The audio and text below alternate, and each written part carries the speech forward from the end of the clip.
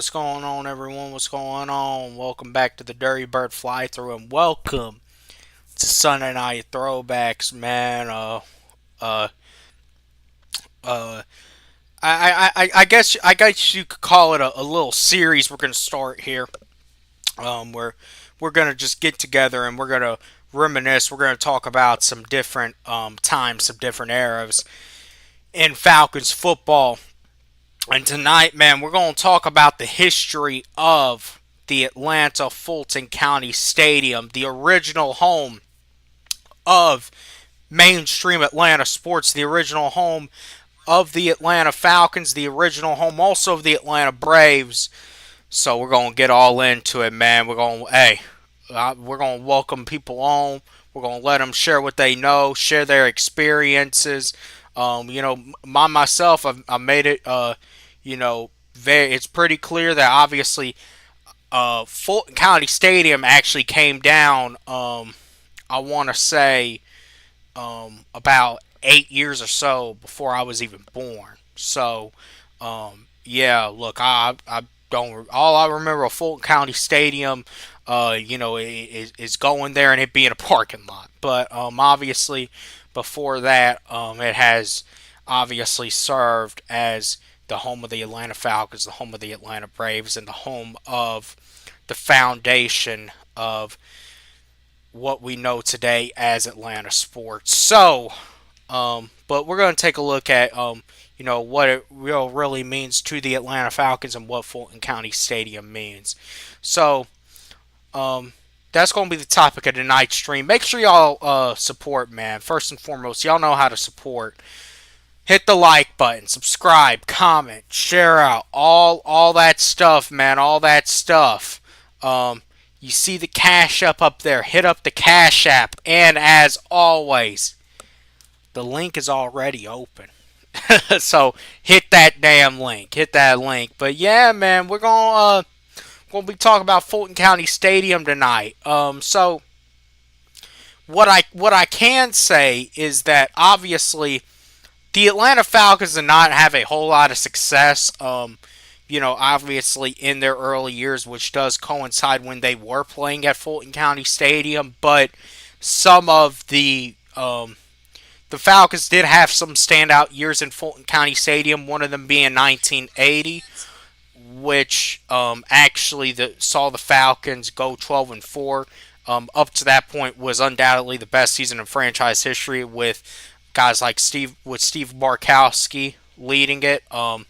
Also believe William Andrews was a part of that team as well. And man, hey, this is gonna be the guy tonight. I'm telling y'all right now, Cowboy, what's going on? Chandler, what's going on, brother? Man, What's hey, happening? I'm good, man. I'm good. I was just getting things started. But shoot, you take it from here, right?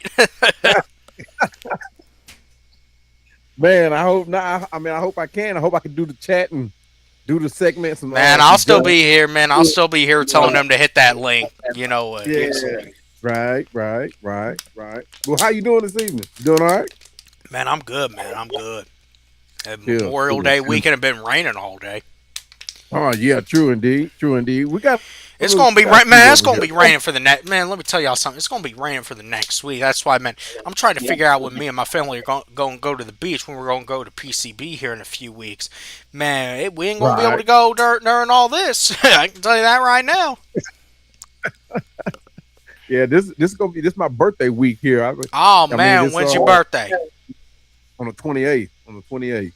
Yeah, and Oh, it's okay, all like right. chill few days for me. I'm just gonna chill it, man. I'm not gonna do a whole lot. Probably throw some stuff on the grill for the family, Uh, just to put some keep people from going into the kitchen.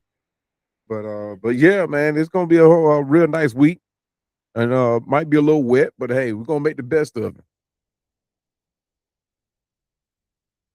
But it's this thing with Fulton County Stadium, man. I mean, this is a good topic. Hopefully, it's filling in a whole lot of blanks for a lot of people who haven't been around for a while.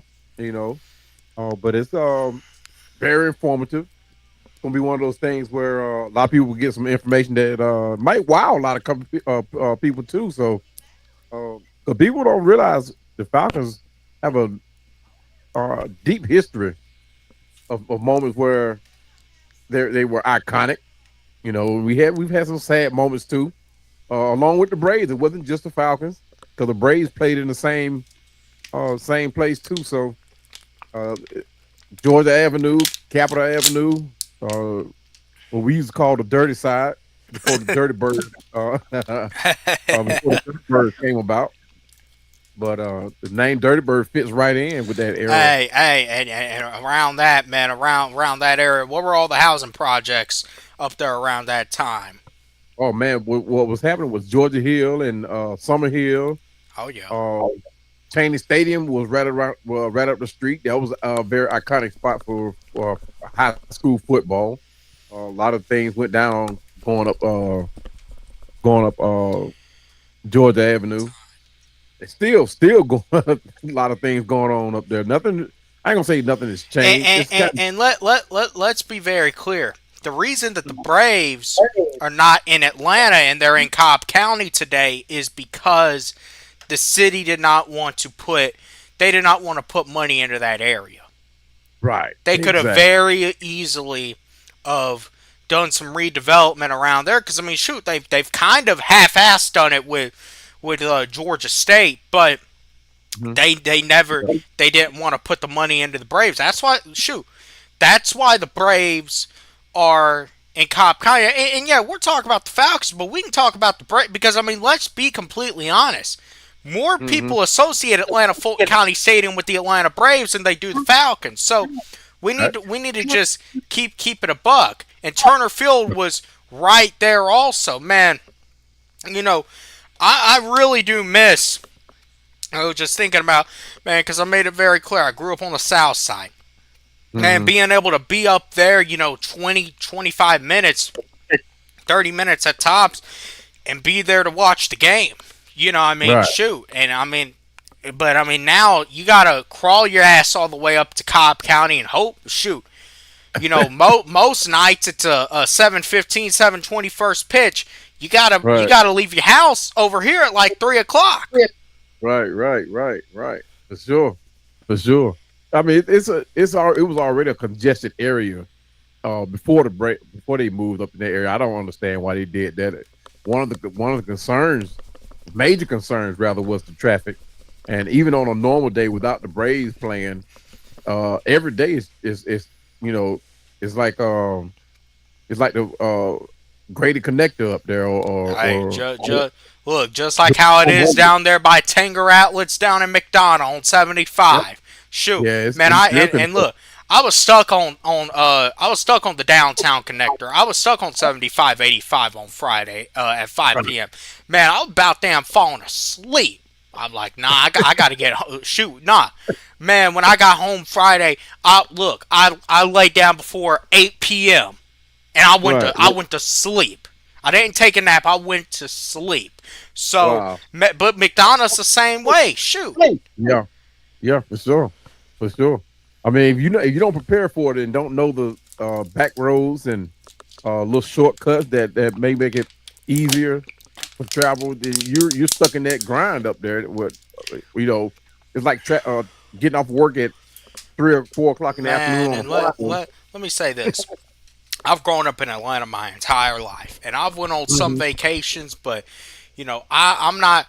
I've never been the type of person to go on a vacation for a month. I know there's some people that they travel all the time. I've been in Atlanta essentially 99% of my entire life, and when I tell y'all right now that even today I still have to pull out ways and set Right, directions.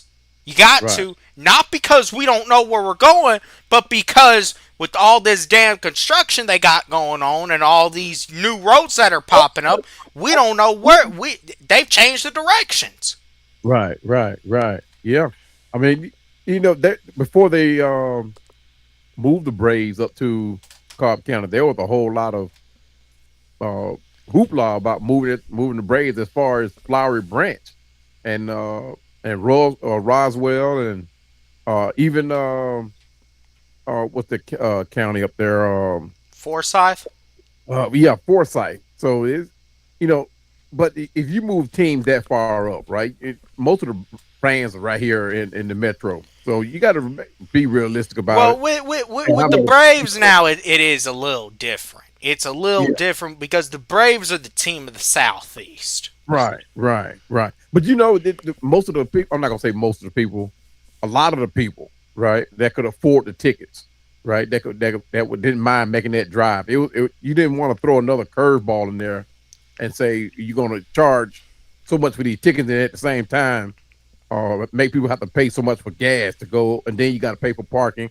So, I mean, that's why it's called the Atlanta Braves. Let's keep it right here in Atlanta, within the metro. So now, and I think that's what ultimately made the decision to keep it right here in the metro Atlanta.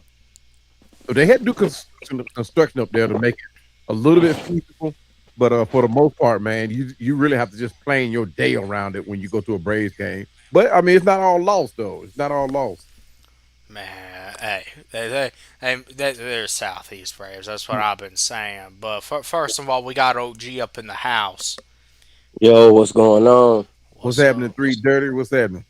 Hey, man. Hey, that Fulton County Stadium, man, back in my younger days, man, was from down in Thomasville. It was an iconic thing, man. If you look, my granddad used to say you got to go up the road a piece. Yeah, Yeah, yeah, man. Talking about them Braves, man. But actually, that was it was more baseball down south, as far yeah, as the um when you identifying with the Fulton County Stadium back then. right, right. Like 1970, Yeah, yeah, the 70. But they had been there, um, but also now your Falcons were there too, yeah, yeah, and see down south, South Georgia, you really didn't know much about was like Miami, the Dolphins. That was the team. yeah, for sure, for sure. And if you wasn't going back and forth to Atlanta, or you didn't have any people in Atlanta, to be honest about it, the Cincinnati Reds were the team that was more popular in that area back then. Right. 'Cause you know what the players was back then, man. Late '60s and throughout the '70s, that big red machine. Mm-hmm. Yeah, exactly. Yeah, Exactly. You know what? Well, a lot of people don't know too. If I say the younger people don't know that the Atlanta Braves were the Milwaukee Braves Milwaukee. Yeah, before they became the Atlanta Braves. Hey, a lot of people don't even realize. Man, you can look it up too. Hank Aaron actually was a Milwaukee Brave at first. Yeah, yeah, exactly, exactly. Yeah, Hank, and I met Hank years and years ago. Probably better of maybe 20 plus years ago. I met Hank Aaron. I was a young man. I wasn't no old cat like I am now. I would have appreciated the moment better if I had met him at a later age than I did when I was a young man. exactly. So I didn't recognize the moment. I knew he was a Braves player, but like I said, I would have appreciated the moment better. If and kept that baseball that they were giving out during that time.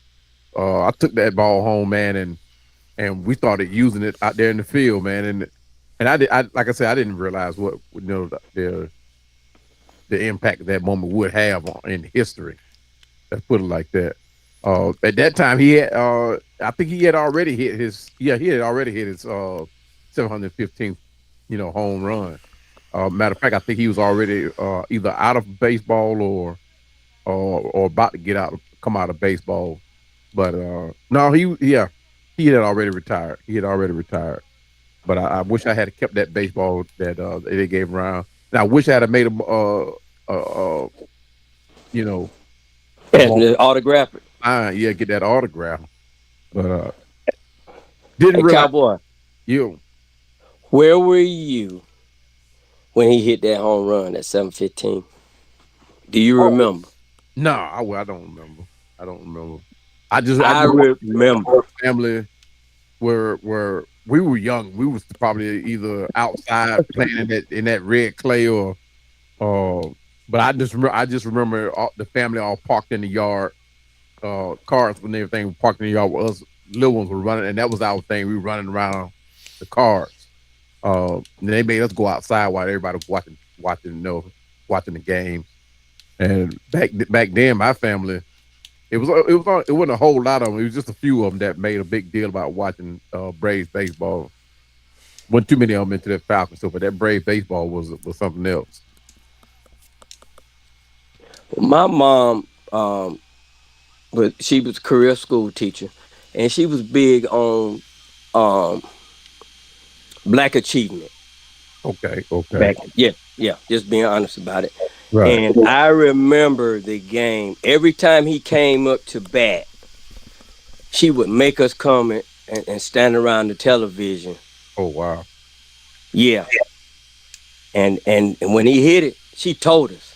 right, She said, "It's a history." Said he finally got it. Said he went through a lot of changes right, when he was getting close to it. She didn't put too much energy into that part of it, but she was like, this is what you got to do when you set your sight on something. You got to just stick with it no matter what happens. right. Yeah, and I was a young kid, man, but I remember the little black and white TV, man. We were sitting right there watching it, Oh yeah, for sure. and yeah, and I'm like you. I I didn't realize what was going on, but I was like, okay, mom, okay, Yeah, yeah, ain't care. Yep. It was that was one of those moments. Oh, you'll realize when you get older. yeah, yeah. But when the Braves played, it wasn't too long until the Falcons came in and they started until they actually went in 1980. They clinched the NFC West. At the time, we were in the West. But when the Braves played, man, it was pretty much like the city shut down. And everybody wanted to either be somewhere watching TV, or somewhere listening to it on the radio, or either actually, if they were fortunate enough to be and get to a game to actually witness the game. And every game, man, the way the crowd was, and that was something different about Fulton County Stadium too. The crowds, I mean, and that's one of the reasons why I hate they shut that down, because the crowd was always there no matter what. Every game was treated like a World Series game. Every football game was treated like a Super Bowl game, and it was just electric at every event. Every game, whether it was Brave baseball or Falcon football. Even the year that uh, we were dead last in the division, didn't win any games. And oh no, it was three and no. We didn't win any game. And we played, like I said, it was like we were the best in the division every game. Like our games mattered in the Fulton County Stadium. And I don't know if it was because it was like the only thing that was sport wide that was going on as far as that people can get to on that side of town. Well, But and let's also be very clear about one thing too. I just want to point this out. mm, Atlanta-Fulton County Stadium, that was before Freaknik. That was oh yeah, before the '90s. If well you, a lot of that started with the Georgia Dome. yeah, Atlanta-Fulton County Stadium represents a time where really all there was in Atlanta was hmm there was Ted Turner flashing the Braves everywhere, and then there was the Falcons on yeah, Sundays. And this is another, and yeah, man, because he just passed away. And I've been planning this actually for a minute too. Man, hmm but Ted Turner passing away. See, a lot of people don't realize actually how big Ted Turner was to the oh development man, of Atlanta. period, Atlanta would not be the city it was today without Ted Turner, and the yeah, Braves would not be the brand that it is today without Ted Turner. right. Ted Turner, he had his hands in some of everything, but when it came to the Braves, it was like his bragging piece. You know what I mean? He had other things going on outside of the Braves, but the Braves, I think, was like his epic moment. He plastered them all on. If those billboards weren't rented out or bought by somebody else, he plastered the Braves up there, when they weren't used. Radio stations, I mean, advertisement for the Braves was always on there. When you walk through the CNN Center, and when that's back then it was WWF, it's WWE now, but when he was in there and when he had hands in on that, the Braves were You they talking about advertised all kind WCW? of no, no, no, WWF, World Wrestling Federation, Oh no, and no, Ted Turner TNT. on WCW. Vince on the WWF. Oh, okay, I got it backwards then. Yeah, but when it came to like even with the wrestling, even when wrestling was on, there were commercials about the Braves on TNT. And like I said, it was like his brag. It wasn't like his bragging piece, but it was like, okay, this is my team, and you guys gonna see them, and they were actually a force to be reckoned with. And it was just like the Falcons nowadays. When you went to play the Braves, you couldn't just come in and put an L right there and say, okay, we're gonna beat the Braves. We were actually, you know, the epic center of winning in Atlanta. Like I said, that proud moment when it came to professional sports in Atlanta. And I mean, if you were fortunate enough to get to a Falcon game, I mean, a Braves game, it was like how the the the tailgating is for the Falcons. The party never stopped, and don't let the Braves turn mess around and win. Oh my goodness! You talk about, I think Miller High Life was one of the beers that was, and Budweiser. No, it was Budweiser. Budweiser was no, it was Miller High Life. It was Miller High Life, and you talk about you had to bring in, I mean, boatloads and truckloads of extra beer just because of Miller High Life, just because the Braves were playing. Because you were guaranteed to sell out. I don't care if you was the bootleg house or the corner market up to the grocery stores. You had to have enough beer to when the Braves played when they were down at Fulton County Stadium, if using the surrounding areas. But the party, it didn't stop until people had to literally go to work the next morning. Now, Say if you got the time, we got the beer. Yeah, exactly. Miller's beer. I think at the time, Miller, Budweiser, and Bush. Coors hadn't quite made the statement like they did back then, but it was Bush, and of course for us it was always the malt liquor, the Slits, Blue Bull, Red Bull, the Red Bull, not the energy drink, but there was literally a Red Bull like the Blue Bull. They had that on there, and then Miller High Life, and then like I said Budweiser. But yeah, man, there was some fun times, man. There was some fun times, and that's when having fun for kids anyway. Having fun was having fun, and if you was anywhere near the Fulton County Stadium, anywhere near it, you felt part of the moment. I don't care, and that's one thing about Fulton County Stadium too. Unlike today, even people thought that we filled the Georgia Dome up. The Georgia Dome couldn't compare to what Fulton County, as far as crowd, and couldn't and, compare and, and to it. we and we even we talking about even when the Falcons were terrible, Yeah, when they were yeah, blacked out. yeah, and the Braves, It didn't matter. Fulton County Stadium was for some reason had that epic aura around it. Even with because back then, crime was it was bad, but it didn't matter. When it came game day, it seemed like crime for some reason took a back seat. No, it didn't bother anybody. Even up to the moment they knocked Fulton County Stadium down. People, in the latter years of when the kids grew up, you know, you found people found ways to get scammed and with the flim flam and cars broken into and that kind of thing.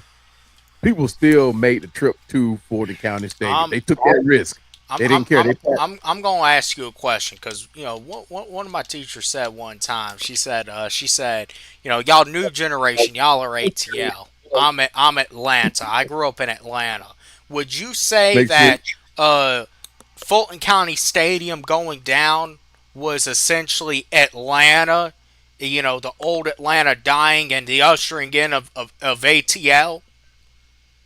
Oh, for certain, for certain. But what would you point to that exact moment? I would say it would be. I think Atlanta had took on a new meaning then. Because like I said, things had when people started, especially when the older generation that was able to afford to go to the games and take their family to the games.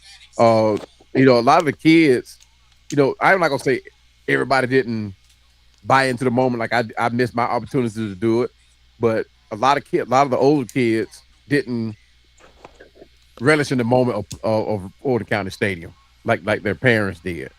So when it transpired over, you had a few that were able to carry on, the tradition, carry on the relic behind it. But when Fulton County Stadium got imploded, and I don't know, 330, if you remember it, where they were showing people were literally crying because Fulton. Let me jump in there. Let me jump in there. I'm gonna tell you where I was when they did it. Believe it or not, this was my birthday. It was in the same month my birthday. Right. And I had just got in Atlanta that morning. I had got there early that morning, and the traffic was backed up on 20. And we just sitting there, and I heard these pops. Right. People was on the side of cars were stopped. People was on the side of the road. Right. Of course, we didn't have no cell phones back then. But I remember those pops, and I actually saw that stadium go down. Yeah. We were sitting there and on the side of the road because everybody had stopped in the middle of the road, and they were standing. And you're right, was they were crying. Was it an Oh, okay. I was about to ask. I'm sure it was an emotional moment. Oh, yeah. Yeah. And I was like, wow. I was like, wow. And it just hit me then. I was like, okay, we're finna switch up. Like, shoot. And then at that point, that coincides, because, hey, we're talking about the late 90s. That coincides with the real rise of hip-hop. Outkast started coming onto the scene. T.I. was coming onto the scene. Hey. Man, Atlanta got bougie, man. Hey. Man, so you saying Atlanta-Fulton County Stadium was keeping Atlanta classy is what you're saying? It was keeping them country. It was keeping them country and keeping them relevant. But then when they went inside, like Cowboy said, when they were little, they wasn't worried about sitting around watching no TV. They was outside playing. Yeah. So he threw that ball, Hank Aaron. He could have got Hank Aaron to sign. They had to throw him, just living the life, man, just living a simple life. But then after that Fulton County Stadium went down, man, Atlanta got bougie, man. Yeah, got real bougie. I'm just gonna be real with you. And hey, we seeing a lot of it even down to today. Yeah. We still seeing the effects of it. But I want to ask a question now. We can obviously get into all the other stuff later. But I want to ask Cowboy the question, because I know you have talked about you were there. Yeah. The 1980 season was obviously one of it, up to the point it was the best season in Falcons history. And for a lot of the OG Falcons fans, it is where, hey, my grandfather actually was at the very first Atlanta Falcons game at Fulton County Stadium. That's a little story that he has. Right. But, man, he told me, I asked him, I said, the Super Bowl didn't break you. He said, son, I was broken 30 years before that by this team. He said it was 1980 versus the Dallas Cowboys in the playoffs. Yeah, Cowboy, I want to ask you, OG, I don't think you were at the game, were you? No, okay. I was not. I was in the 12th grade. Oh, okay. Well, I graduate in North Carolina. Cowboy, but I want to ask you, because I know you have said you were at that game. Right. Take us through that entire day, getting there, tailgating, the experience, and then the heartbreak at the end of the game. Look, I was a little fella at that time. I wasn't, I didn't have any height to me. But during that whole game, and of course, this happened at every Falcon game, guys. You really couldn't tell the difference between the two until that moment, right? And the 1980 game against the 49ers, Yeah, the 49ers. Look, when I take that was our Super Bowl, guys. That was our Super Bowl. When we beat the 49ers, you talk about the epic moment of all moments in Atlanta Falcons history. You take any moment that we've had in Atlanta Falcons history, it would not compare to that 1980 game against the 49ers. And 49ers, they weren't the Joe Montana top of, it was the beginning of Joe Montana. It was the beginning of uh Steve Bartkowski, you know. And but the 49ers was a force. They weren't the Rams at the time, but they were a force. The Rams were the epic team to beat back then. But guys, when I tell you all the epic moments of Atlanta history, because up until then we hadn't won nothing, you know. But the roar came in when we beat the 49ers, and I think it was 32 to 10. But that whole game, I mean, it was standing room. Every seat was filled. You had people trying to. I mean, you talk about extra security going around the around the field. Yeah, I mean, so you saying it was standing room and there was no room to oh, stand? there was no room to even stand. I was a little fella. I could look. I had to come out into. I had to constantly move to get where I could see. And like I said, but when people started standing up, that's when I realized. I say during that game, I actually thought it was a Super Bowl game. I didn't have no idea that it was I ain't gonna say just the NFC West Championship, but it was just a playoff game. I thought it was a Super Bowl game the way it was epic in that place. It from whistle to whistle, that crowd was crazy. And I mean, they were cheering, they were crying. There was nothing that that the Falcons could do that it did not take the volume level to another level, right? And one thing about the Fulton County Stadium, the way it was built, whenever the Falcons did something, you could hear that crowd all the way over to I-20, maybe even up to the Grady Connect, maybe even Sandy Springs. But that place was epic when it came to harnessing that sound. And that was one of the reasons why, like, why would they take it? But I understood, they were growing. But that game, man, Steve Bartkowski by the way, he was the player that made me, like, really and truly a fan. When he was drafted, and Steve Bartkowski was the original golden boy of Atlanta, believe it or not, guys. It wasn't Ric Flair. But Steve Bartkowski was that guy.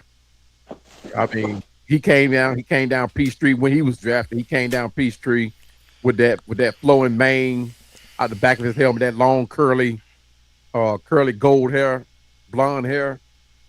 I mean, you would thought we've already won a Super Bowl, but when he came in, man, you felt the energy in Atlanta change. You felt the energy change. Everybody just knew that with the drafting of Steve Bartkowski, that Super Bowl was not far behind. But the owners of the team, Rankin Smith brothers, they didn't do the team any justice whatsoever. They just relished in the moment of drafting a quarterback that could win us the big game, Well, and they didn't improve on it. I'm gonna go ahead and tell you right now, Cowboy. We will absolutely at some point be doing a stream on Rankin Smith. Yeah, yeah. They weren't the best owners. They were when it came. They weren't like Ted Turner at all. By no means. So They were not like Ted Turner. Ted Turner was always looking for the next yeah. piece, the next player, you know.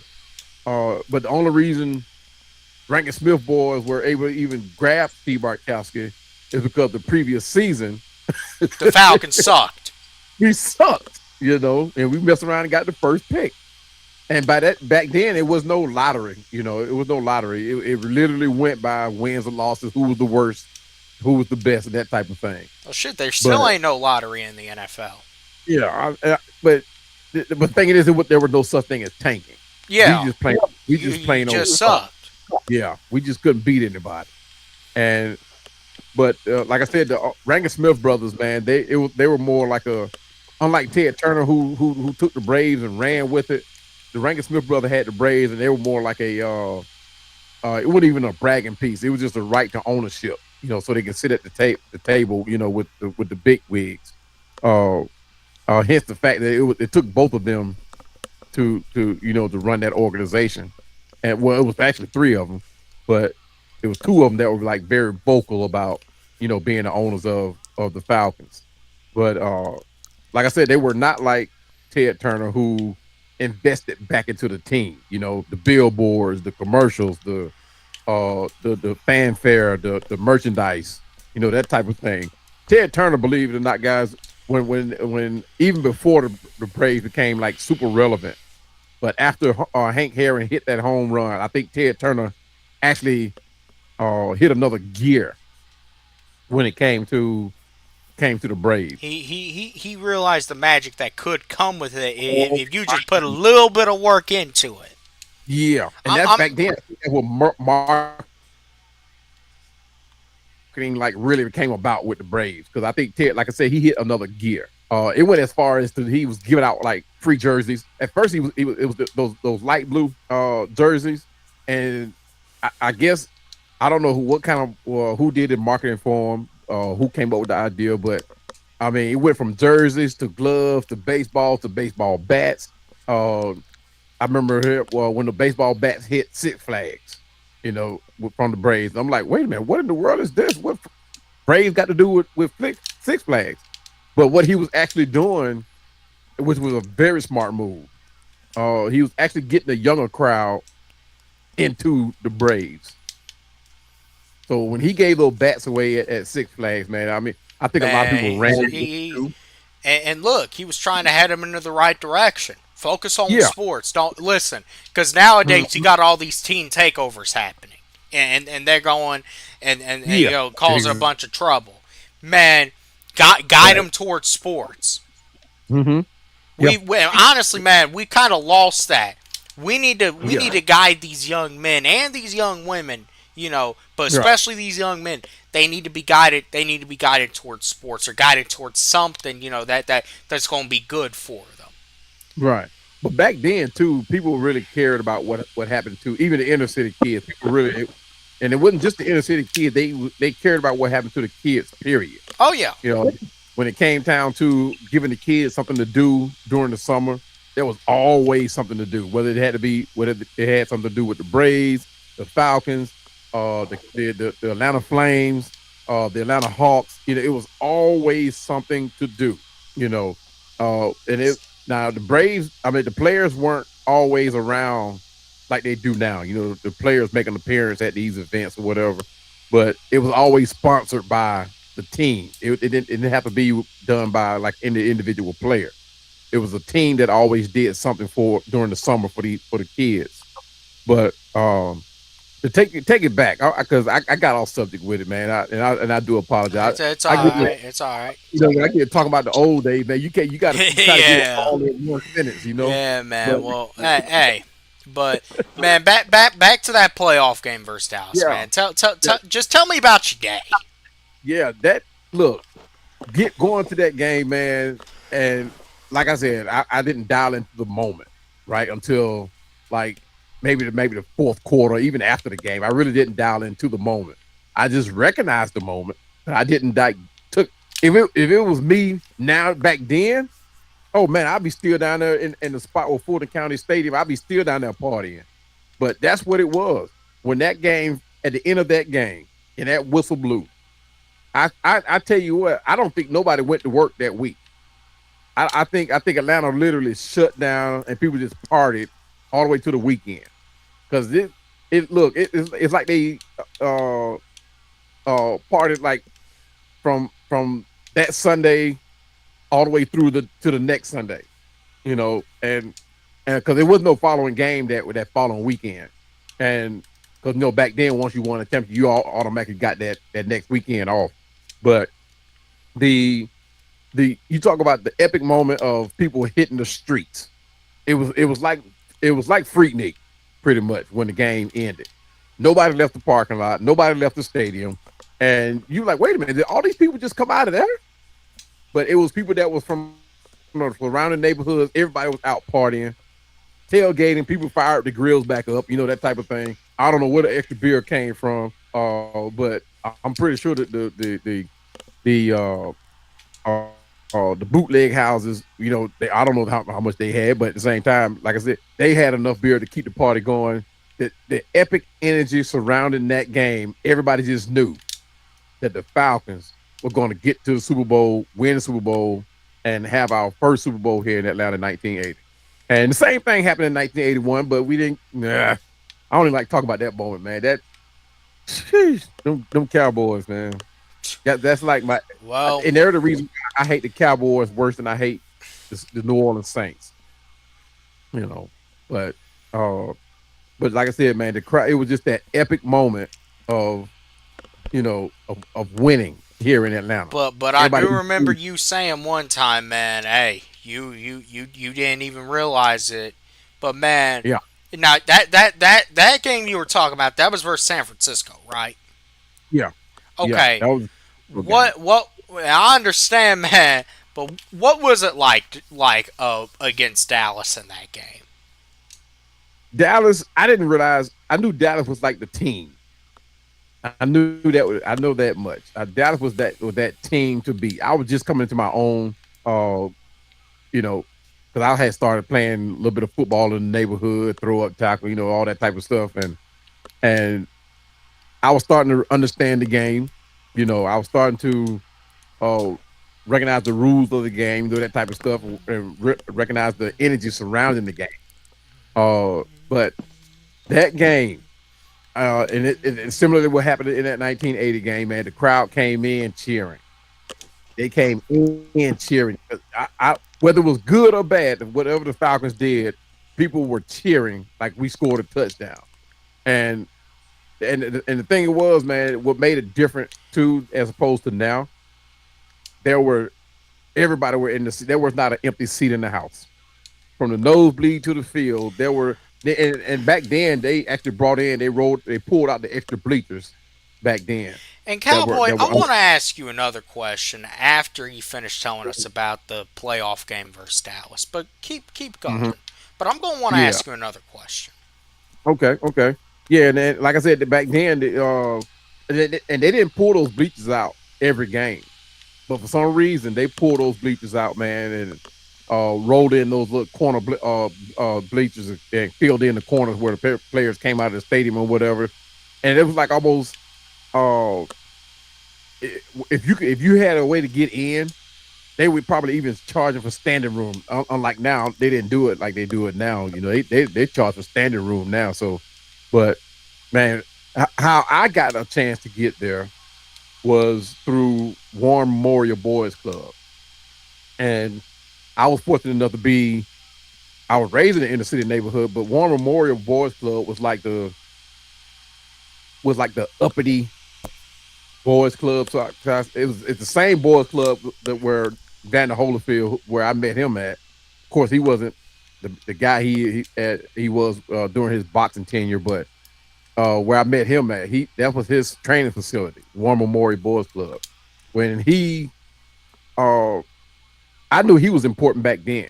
It was like when he came in to do his session, whatever, they actually shut down part of the gym, and people will come in, and I would actually sit all the way up to the top where I can get a good look because I like boxing, but I didn't like just like the Braves and the Falcons. I didn't relish into the moment. Right, I knew who he was. I actually saw his first fight outside of the ring where he got his butt whooped, but but it but it took two people to do it too though, and he he was a spectacle for everybody who knew him. Like the kids, even when he came in, you know how I was saying that we didn't relish into the moment, but when he came in to do his sessions, when I say everybody came in to watch, the kids were like they had us sitting. Had most of the kids anyway, because like I said, I went all the way up to the top to the bleachers, sitting Indian style on the floor so they can watch, you know, and and I think by at that time, I don't know if it was, I don't know if it was. I'm just speculating. Like it was a Golden Glove moment time for him. If that's the avenue that he took, but he was something special, and everybody in the neighborhood knew it. And that was around the Grant Park areas where War Memorial Boys Club was. So everybody in the neighborhood got a chance to see Vander Holyfield before Vander Holyfield became the man he was in boxing. Yeah. But yeah, and but like I said, that was my avenue, just going to see my first experience with the Falcons. But that day, man, something just felt like, okay, this is that day. Like Dallas Cowboys were Dallas Cowboys. They weren't the powerhouse that they had become, but they were like right behind the Rams. They were right behind Cleveland. Never was nothing, but the San Francisco 49ers, Cincinnati Bengals, back then. And believe it or not, Cincinnati was a powerhouse, y'all. So back then. But it was one of those games you just knew you had to be at. The energy around Atlanta, they had hyped that game up so much, and they just knew, or should I say, we just knew that this was going to be the year we finally go hit that hump, get to the Super Bowl, and win. Uh, and Steve, poor Steve, man, and for some reason I don't know what it was, that offensive line could not block for him. They couldn't. I don't know what happened. It's like they got paid off. It was just that bad. It was just that bad. And Steve messed around, man. It got hurt, and he tried his best to keep going. They were cheering so much, and I know he was doing it for the crowd. At that moment, he wasn't even doing it for himself or doing it for the game. He was doing it because the crowd was like electric. And when I say and people, I can't emphasize enough, right, what the fanship meant to Fulton County Stadium. I can't emphasize enough, and I got to say, the Falcons actually fed off of that, because, like I said, it was. I'm going to say the Falcons was like that crowning piece of that, with that crowning moment, you know. But the Falcons were becoming the Braves at Fulton County Stadium. They were actually eclipsing the Braves at that time. So I think the Braves didn't come back relevant until like 1990, somewhere around in there. But uh, they actually eclipsed the Braves, and the crowd was bought in. Like I said, it was something about Fulton County Stadium, man, that you know the fans made that stadium. I mean, the teams played there, but it was the fans that actually made it, because everything that happened around that stadium, or should I say, each one, either it was the Braves or the Falcons, the crowd was there to support. You even had people that were standing outside. I don't know if you guys remember how Fulton County Stadium was at the moment before they did the reconstruction out there in the front with the parking lots and everything. But people were standing outside cheering, like they were actually seeing the game. But you had people out there with radios, campers, uh, and all that type of stuff. They were tailgating. They actually they were actually in their seats. They were actually cheering, and was actually set up like they were inside the Fulton County Stadium. And the Fulton County Stadium was open at one end, right? And the way they had people were outside cheering, it may have well been a cheering section, because they could have charged it the way they charged people for sitting there, because of the way they were set up. There was no hoopla, there was no fighting, there was no bickering. But when it came time to to cheer on the Falcons or the Braves, but I'm gonna say the Falcons in this instance, they were right there, like they were actually sitting down watching the Falcons game.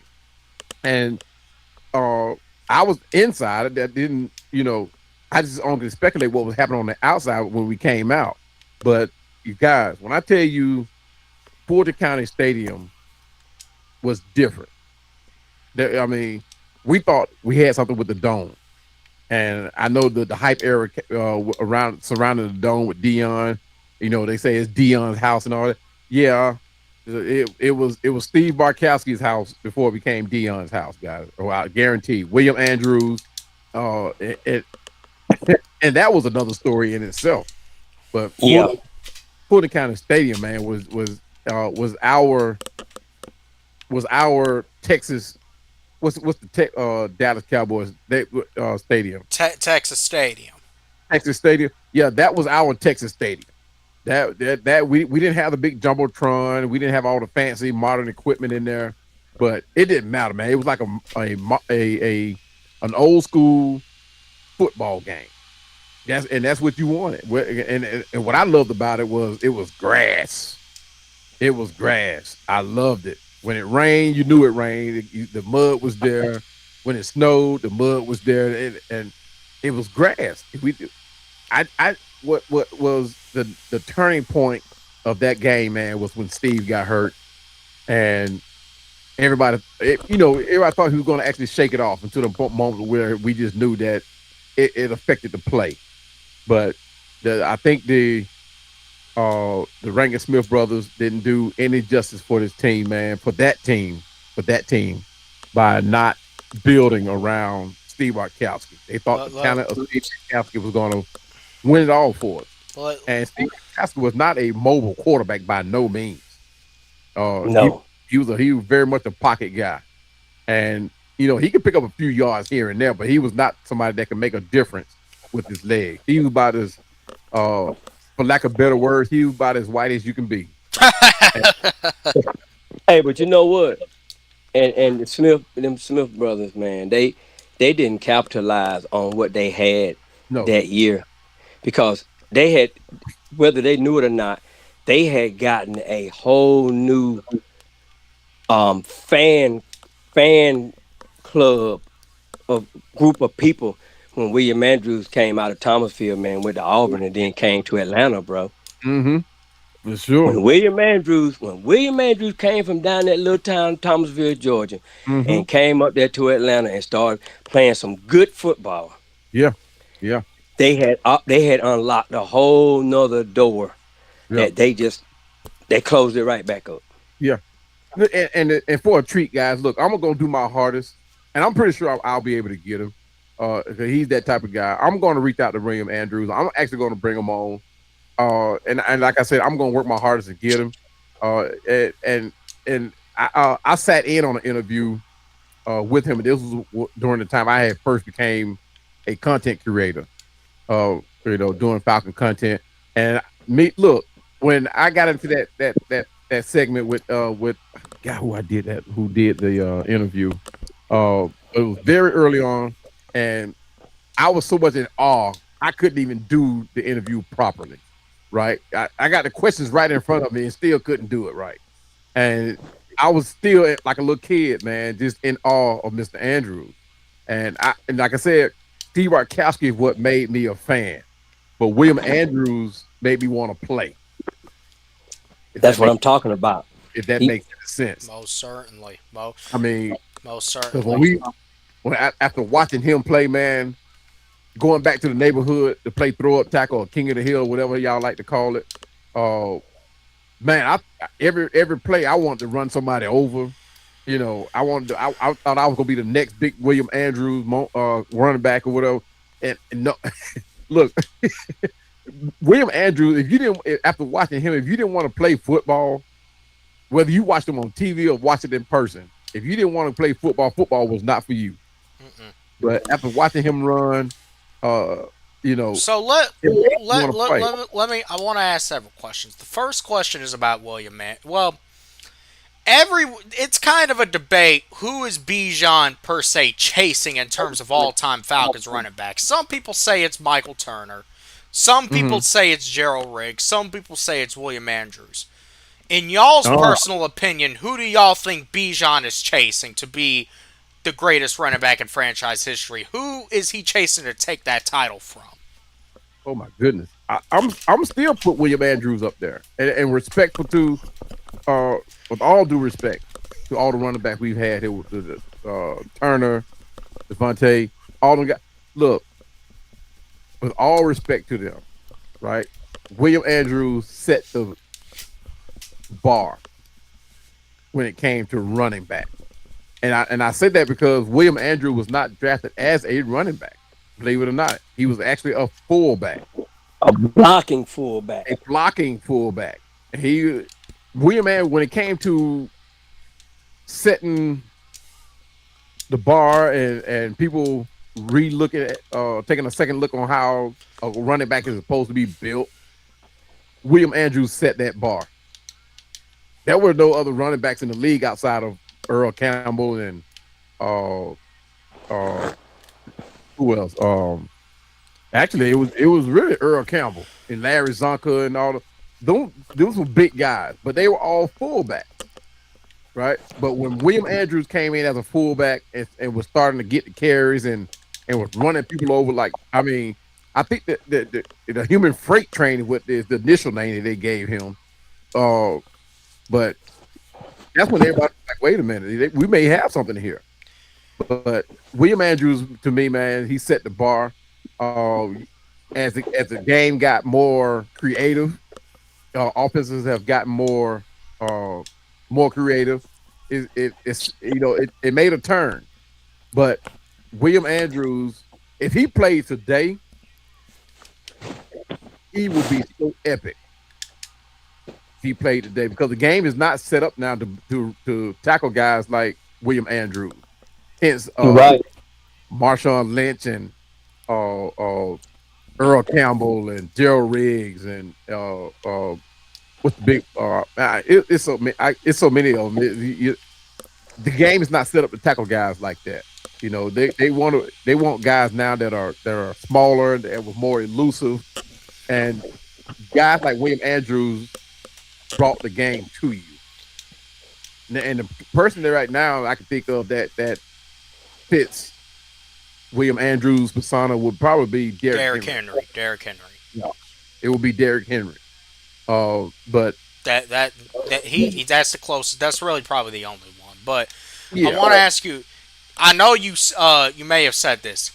Did you cry at the end of that playoff game versus Dallas? man, crying wasn't the word. For some reason, I don't know why, man. I don't know why, but 10 years old, I cried like a baby. You had an what you didn't just cry. You had an emotional breakdown. Breakdown wasn't the word. I mean, you, I was unconsolable because I left that game crying. Got back to the boys' club crying, went home crying. I'm talking about I cried all the way home. I don't know. I can't remember if I slept or not, but I cried all the way home. And you talking about because I probably wanted it better, more so than the actual Falcon players. I wanted that game. One, they were playing like the America's team, Dallas Cowboys, but I wanted that game probably more than they did. Because at that time, I was starting to appreciate the game. I was starting to recognize the game for what it is, that type of thing. What it took to win the game, all the energy that went into the game, why why the crowd was always like that, at Fulton County Stadium. I was starting to recognize those moments, feel those moments. So when the crowd was cheering, I dialed in. I got caught up in it. And fourth quarter, when that whistle blew for fourth quarter, man, I just knew we had it. There was no way Dallas Cowboys, because we at that time it wasn't the original Grits Blitz, but we still had people from the Grits Blitz team. If that makes any sense for you guys, we still had some players from that. And like I said, guys, it's one of those things that the Rankin Smith brothers didn't do their due diligence when it came to developing and finishing this team. They didn't do it, and we lost some players, and we lost one to injury, and we lost quite a few. I ain't gonna say quite a few of them, a few to, to other teams. But Rankin Smith, they weren't paying no money out, guys. They were not paying no money out to nobody whatsoever. If you weren't Steve Bartkowski or William Andrews, you got put on the back burner pretty much. I mean, even Claude Humphrey, Roland Lawrence. Did Steve Bartkowski play for another team? I don't remember if he moved on to another team. I don't think I so. don't think he did. I think he stayed the whole time. Yeah, I think once that injury happened, I think people just looked at him like, okay, he's done. and I'm not gonna say he was done, but he was not the same when he came back. So Steve Right. Bartkowski played with the Atlanta Falcons for 10 years, and then Yeah. he played less. Well, he played one season with the Washington Redskins and one season with the Los Angeles Rams. Hmm. And I And don't think he actually. I don't even think he actually. I don't think he actually played. I think he was probably a backup okay, for. I because remember yeah, him playing for the Rams, but I I don't think he went on to do anything like really relevant. You know what I mean? okay. It was more like he went and had some supportive roles, backup roles, or whatever. But yeah, he wasn't the same. He wasn't the same at all when he after that injury, man. So, so another question, just going back to Fulton County Stadium. Well, I had a second question. I really can't remember what it was, but would you say that there was okay? Would you say that there was really any special attract? Essentially, describe Fulton County Stadium's concourse. Look, like you was about to say, man, there was nothing like really stood out as far as what the attraction is to Fulton County Stadium.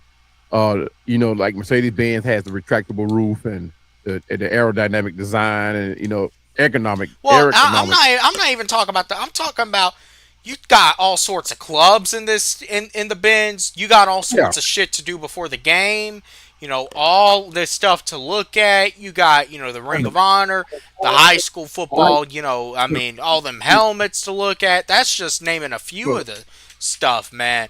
And not to Fulton even County, mention the backyard, not to even mention, yeah. it's kind of like a whole scene outside, a whole hangout spot in itself. Describe that aspect from Fulton County. Describe the concourse of Fulton County Stadium. Hey, look, Fulton County Stadium. If you had to name, Fulton County Stadium had the Roman Colosseums in mind. I think. I don't think there was nothing that was so special uh about Fulton County Stadium. It was a stadium like that was just as basic and plain. It's like okay, we had to have a piece, but it was the defining moment for Atlanta too to have Fulton County Stadium built. They were, matter of fact, it had a nickname, The launching pad. the launching pad. Exactly, the launching pad, and it had nothing to do with sports. It had everything to do with the way Atlanta was starting to build, right? Because at that moment there was really nothing outside of the Atlanta Hawks or at that time the biggest thing was wrestling and the Atlanta Flames, right? So there was not really uh no team that was like it is now, where I got the Falcons, we got the Braves. There was no defining team. They were here, but they weren't like uh nothing special to talk about, right? But when it came to the stadium itself, you talk about as basic as you can get. And I don't know if the Rankin Smith brothers had anything to do with that or not, but I know back then the cities always built these, and a lot of them probably still do it now. They build them to accommodate whatever venue, and that will save them the money back then, because Atlanta back then didn't have a whole lot of money. Was decided to be built when they started expanding on it. That's when all the money really started pouring into Atlanta. Maynard Jackson was the mayor at the time, and that guy did his due diligence when it came to the city of Atlanta. Yeah, I'm pretty sure there was a lot of other people involved, but he did his due diligence. He wanted to put Atlanta on the map, right? Because at the time we were known for nothing but for petty crime uh, and just basic city. There was nothing real special about it. We weren't a hospitality city like we are now. Because like it's so much to do now. But he spearheaded that stuff, man. And when it came to Fulton County Stadium, it earmarked the start of something special for the Falcons and the Braves, and Ted Turner. But it was a much needed piece. Let's put it like that. And to have them put it where they did put it right there I'm going to say it was the inner city. That people may have had different views as to why they did that too, but it was and they didn't do it like they did the Dome or they did Mercedes Benz, where they went in and uh took people homes and that type of thing. They did it the right way, right? There was an area of land there. Now there were some homes they had to buy out, right? But these people were, I'm not gonna say they were more than willing, but they didn't fight it either. Well, But let's also kind of call that for what that is.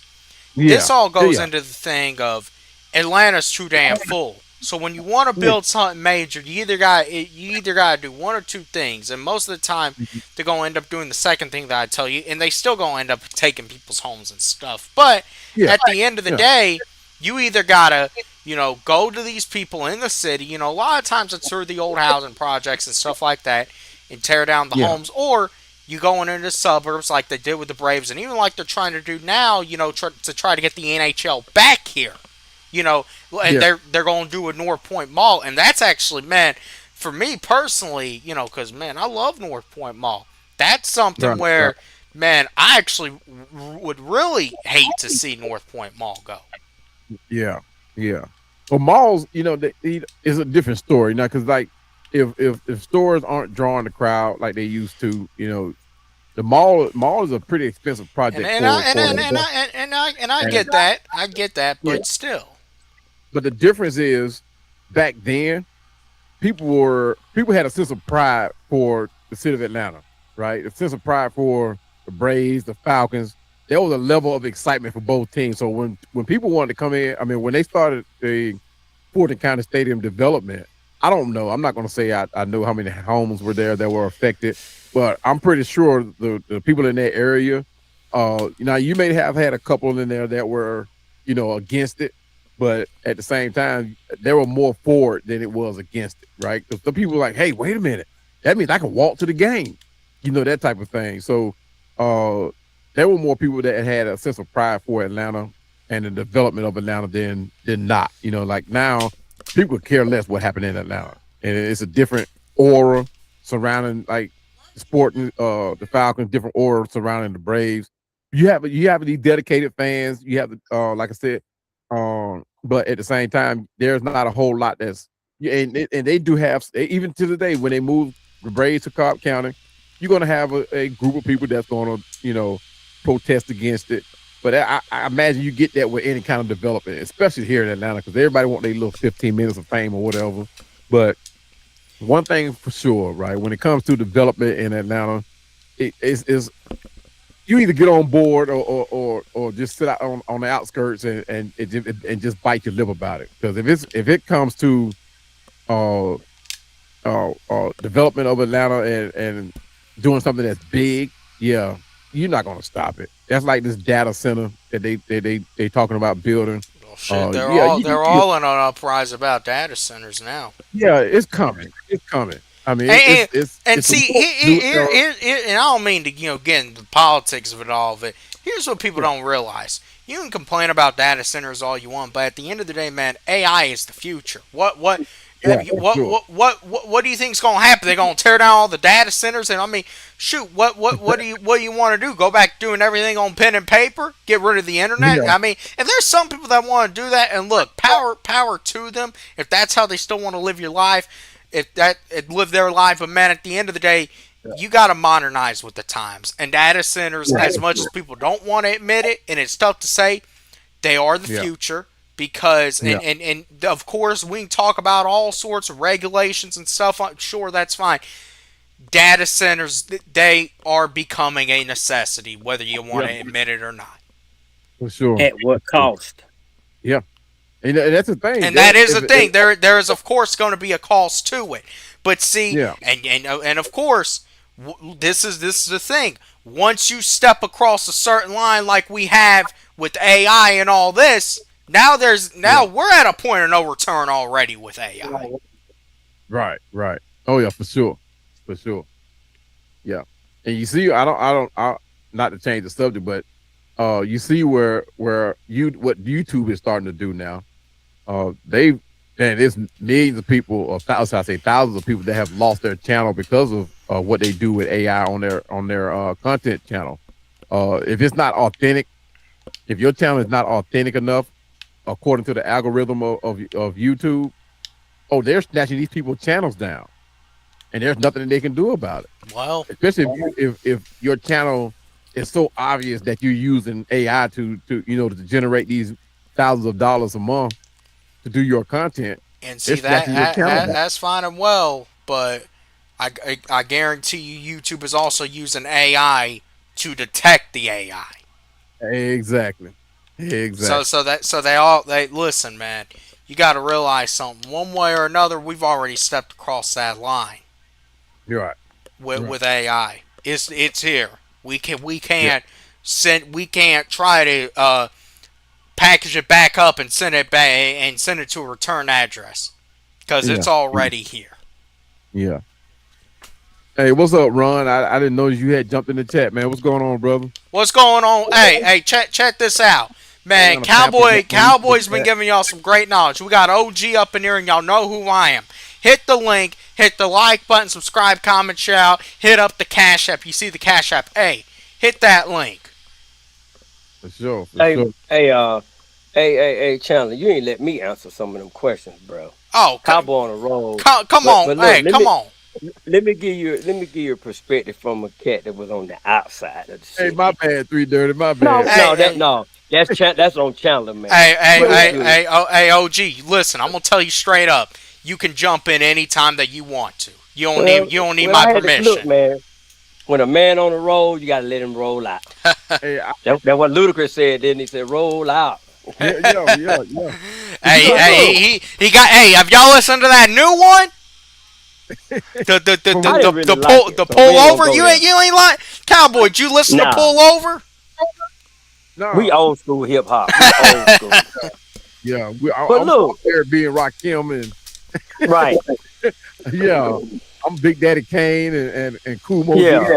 I'm from that era. Okay. Yeah, I mean, I can appreciate some of the music that's happening now. I mean, shout out to Ti and Drake, you know, and those guys, man. But you know, music is not. It's just like the sign of them of the times, man. It's changed, and I They done turned it to the Mercedes Benz Dome, man. yeah, Mercedes Benz Stadium. I can That's appreciate what done happened. yeah, I can appreciate the talent, some of the talent that's on a lot of people and the time and effort that a lot of people are putting in Yeah. because it's not an easy venue. It's not something that everybody can do, right? So, like my back in my day, man, I was so much trying to be like LL Cool J, man, and it was Oh Lord. yeah, yes sir, yes sir. Yeah, one of my epic pictures, man. I got my Kangol on, my red pants, my Adidas shirt, my chains on, and when I was 15 years old, man. But like I said, I realized I couldn't do it very early on, so I became a different person. I stopped trying to be the rapper, the guy behind the film and all that type of stuff, man. So yeah, man. But that's a different story. But I get caught Yeah. up, man. I'm talking about the old school days, man, because I love talking about it. And I like sharing that wisdom. So y'all just have to cut me off when I get to going, man. So my bad, Pretty Dirty. Oh, Hey. we are. But look, let me go back to the first part about the stadium. Now this is what was iconic about Fulton County Stadium back, for the people that wasn't in the area. You Mhm. know, we it was one of those hard to get to spots, man. It had to be something really, really special. And but what you did know, like I said, um, they didn't take advantage of what they had at the doorstep when Bartkowski and Andrews and them boys were there. Right. But no matter who was in that stadium, when they came from whatever team it was, they might have knew that they was gonna beat the Falcons, or they felt like they would. Feel like they But were, yeah. they knew that was gonna be a knockdown, drag out, Yeah. especially from that defense. Ooh. That's what everybody knew. Back in the day, man, shoot, um, Claude Humphrey, everybody wanted to be Claude Humphrey, man. Yeah. Anybody that was big, played in the trenches. Yeah. Oh, he was Claude Humphrey. Yeah. Yeah. For sure. And of course, still had what my man Nobis. Yeah. He was iconic, Yeah. and then that's what they were known for outside of. That's why I said they didn't capitalize on it. They was running a business. Yeah. and they kind of had their old ways in them that wouldn't allow them to invest in the future Yeah. Yeah. like Ted Turner did. Yeah. For sure. Ted Turner really, to us that wasn't in the metro, he showed the world how um, segregation was really thinning out at that level. Hmm. It was thinning out, and we started to see that, and we started to feel better about it. And like I said, I mean, some things still stay the same, but he was showing that we had made progress. That's what we saw. So that was the iconic part. But as far as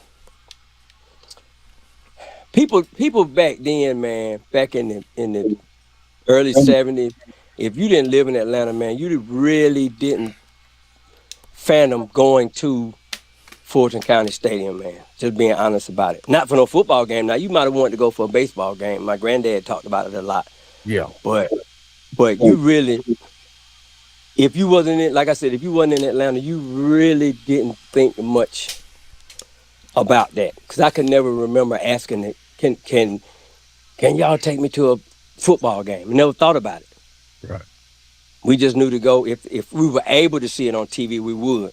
Yeah. But most of the time in the South, man, you saw Miami, the Dolphins. Right. Now, on to what you was talking about the running backs. I'm gonna put another spin on it from my perspective. I think Bijan Robinson ain't chasing nobody, man. This guy has already shown us that he's a totally different running back. Yeah. Set his own. He's a different guy.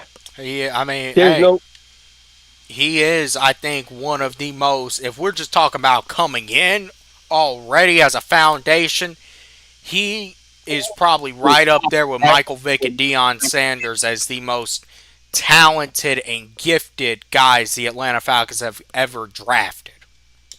Sure. For sure. but it's kind of like if somebody say, well, man, he might be better than William Andrews. I'm gonna be honest with you. Him and you can't compare them two. Yeah. You Different. can't compare him to Kane and Andrews and Ooh. all of the running backs. Man, cause look, man, Bijan not gonna lay no lick like them boys used to lay No, sir. and keep running. No, sir. He gonna avoid it. I mean, your Bijan gonna make him look bad. But see, William Andrews and Lynn Kane and them boys, if they were playing now, they would make a lot of corners quit. Oh, absolutely. A lot of them boys would be like, "Look, coach, I don't know if I want. I don't know if I want to play any more ball." You remember when he almost knocked Ronnie Lott out? Man. Ooh. God, me, man. Chandler, you need to go look at that hit, bro. And let me tell you something. Ronnie Lott probably in the secondary, and I've seen a lot of the Mel Blunts and all of them boys back in the day when when all the boys would take your head off. But Ronnie Lott was a dude. Well, he was insane. Is that a good word to describe him, Cowboy? Perfect. Ronnie Lott was a insane player that would sacrifice his entire body just to get you on the ground. Yeah. This guy broke his finger in a game real bad on Chandler. Yeah. And they were gonna take him out of the game. He told them to cut it off. He told him, cut his finger off. Oh, If I'm lying, I'm flying. uh-oh. Yeah. Cut it off. He said, cut it off so I can get back in the game. Yeah. Yeah. Cause they said we gotta have surgery. Nah, cut it off. Oh. And that's what they did. Yeah. William Andrews clocked him. Nobody else ever done that Nobody. before or after. So that's what I'm saying. Bijan, he would never be in a conversation with nobody else because he's carved his own lane. He's going, and we haven't even seen. I don't think we've seen his full potential yet. Oh no. We know he can catch that ball. We know he can run that ball. Um, what else is it for him to do? Yeah. What, what we want to do? Sell popcorn to in the stands at halftime? That's the only other thing he can do. Yeah. You know what I'm saying? That we don't know he can do, Right. And but think about this. This dude has done everything possible in only 3 years. Yeah. yeah. And people better relish. They better harness this stuff. I know you got YouTube and all of that, but see, back in the days, man, you didn't have that, man. Man, there's nothing You like experiencing it live. and you had, man, just even looking at it on TV, man, you was glued to the TV, man. Because if you missed it, you might not. You may see it in a You might see it on replay a highlight, couple but of years from then, it ain't gonna hit the same. No, not gonna hit the same. or you might see. Nah, back in them days, you might see it in the newspaper. You might see one good picture of it in the article. Yeah. But yeah, man, like I said before, man, Atlanta, when they went from the Fulton County Stadium, they went from just a regular Southern hospitality type venue. Right. Right. They got bougie and went in the dome. Yeah. Yeah. And hey, Yeah. Well, it actually started. It actually started before that because yeah, because Turner Field was kind of a different stadium too, but yeah, it was something different, and it had actually become a tourist attraction. So when you yeah, came to Atlanta, you had to you had to at least drive by to see it. You know what I mean? yeah, But when they started holding tours there at Turner Field, and they put the statues up, and all the photo places where you could take pictures and all that stuff, posing and all that. Yeah, it wasn't the same as Fulton County Stadium. Because I think I was looking at an interview that somebody said about Fulton County Stadium. Said it actually looked like a toilet bowl, and hence that. And I don't think that had anything to do with the way we were playing, but it's what it was, a toilet bowl, and it wasn't a bad place to play, but because the Braves played there, the Falcons played there, the field wasn't always the best, right? But it was the best condition for football. You know what I mean? So, oh man, you talking about a nice place to look. Even as a kid, just running up from end zone to end zone, you felt like you were part of the Falcons. And look, when we got a chance to get down there, that was the first thing I did. I mean, I ran from end zone to end zone because I thought I was William Andrews. But I ain't mean to cut. I ain't mean to jump in there. But go ahead and finish. Street Dirty. Mm. nah, you good. Nah, I was just picking backing off of that other stuff. I said, let me say that part because every now and then I'm gonna come in from a guy that was on the outside coming in. Yeah, yeah, You know, yeah, yeah. But man, when you brought up the Grits Blitz, man, you talk about something that was special for Atlanta. bruh. You talking about a defense that was way before its time, way before its time, and that defense was just something different, right? It wasn't uh like defenses today where it actually uh there was like no real defensive plan, right? That defense, I mean, they blitz like almost on every play. Every play. Every play, just about on every play. And the thing was, there was no in and out. There was nobody back there raising their hand to come out. Because I think they were having so much fun that if they did get tired, they played through it, and they made plays. But that defense was special, man. The defense, they attacked on, like I said, they blitzed on every play. They attacked from like every angle, and they didn't wait. They actually hunted you down. So if you weren't a player like a Bijan Robinson that was so elusive where you can just outrun players, you you felt their wrath. And just to give a heads up, guys, we've heard about like the steel curtain, right, in Pittsburgh. We heard about the Orange Boys down there in Miami, Killer Bees in Miami. We heard about the no-name defense in Dallas. But when it came to the Grits Blitz.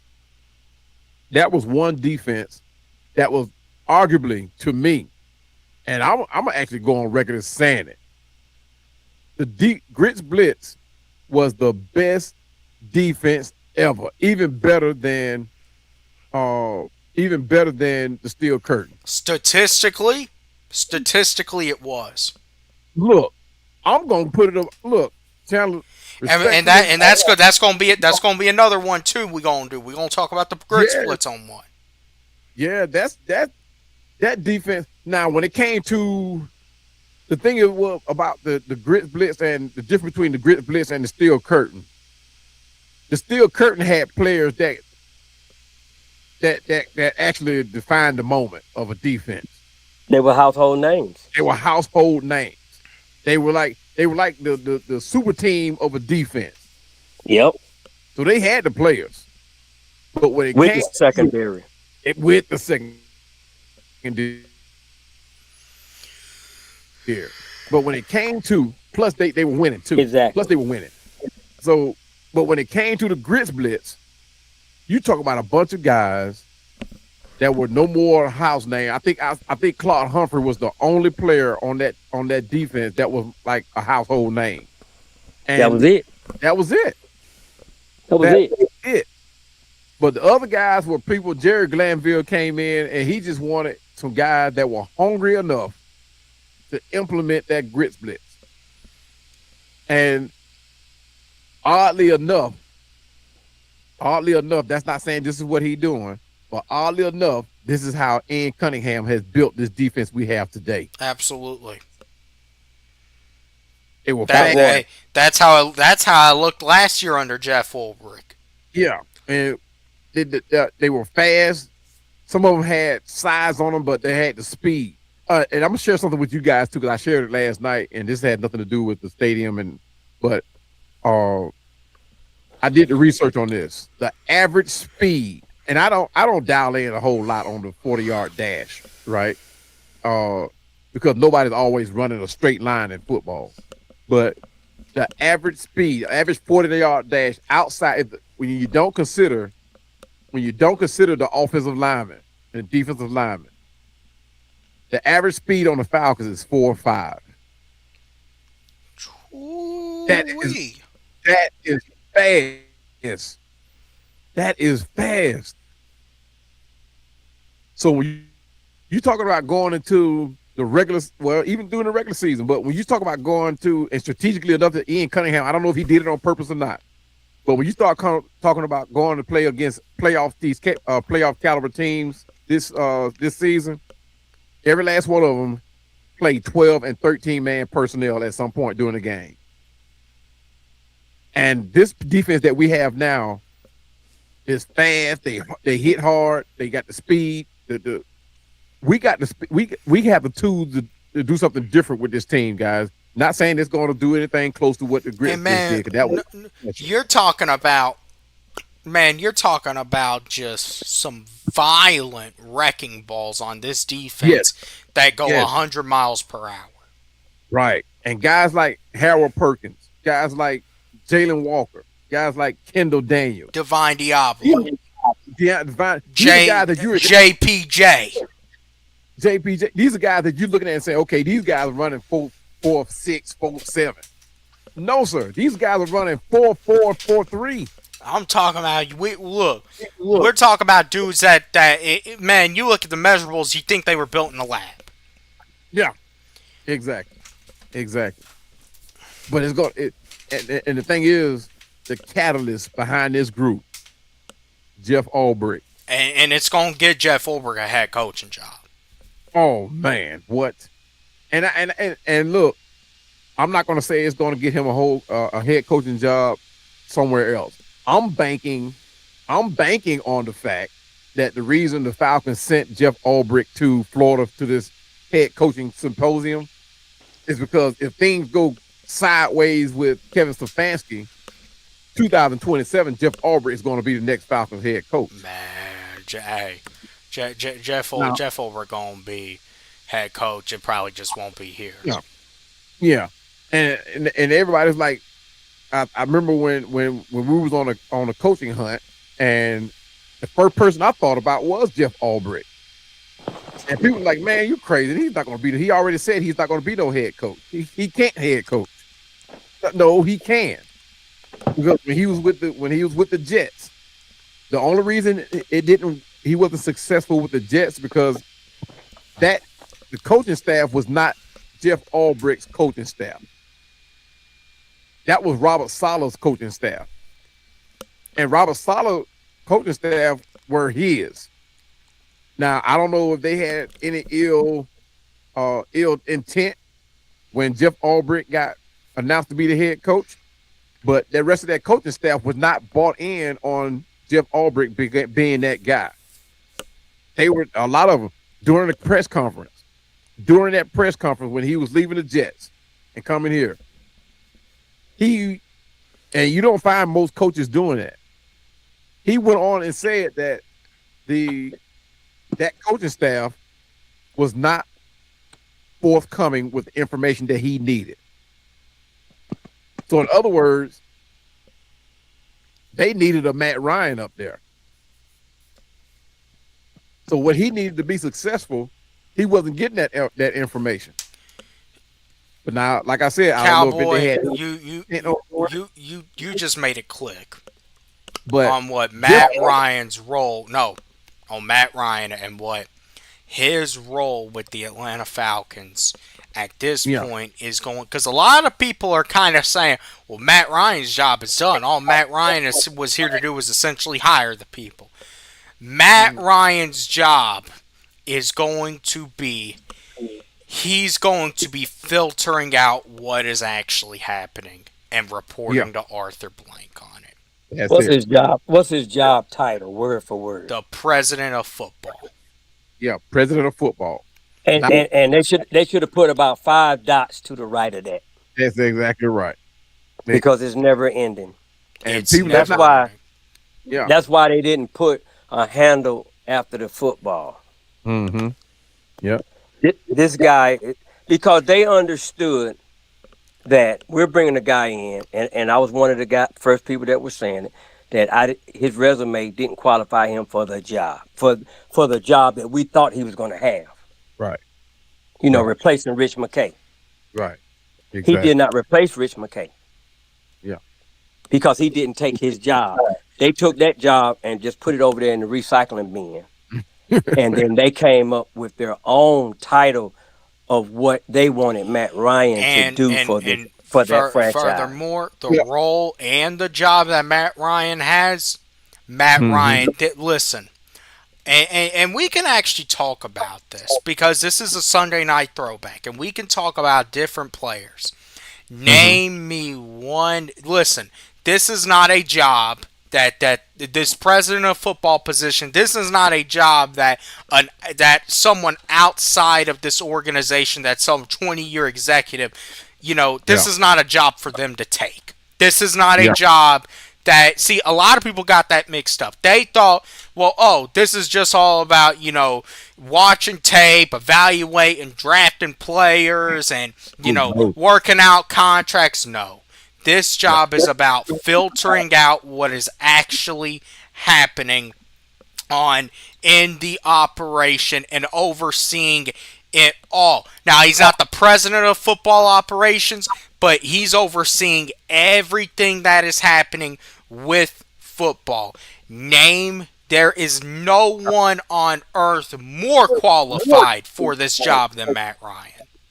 And that was going to be my point, right? And you were saying that there was nobody outside of the organization that could come in and fill this position. There's not nobody ever inside the organization that hasn't taken the field. Right, that hasn't taken the field. And the thing is, you could say Steve Bartkowski could have stepped in, but Steve Bartkowski is enjoying a good life. You know what I mean? He's laid back. He doesn't want to listen. I think so. Someone else. When I first heard about this position, everyone knew Matt Ryan was taking it. But even I was raising some questions. I'm like, why haven't we heard Warwick Dunn's name at all? Yeah. Because Warwick Dunn is a part of the ownership group. Not a lot of people know that. That's why I was like, I don't think he. Well, I know he wouldn't be able to fill the position because they don't. As an owner, you know what I mean. You don't want to have something to do with the operations too. You want to Jerry be Jones does. But Jerry, and you see what's happening too.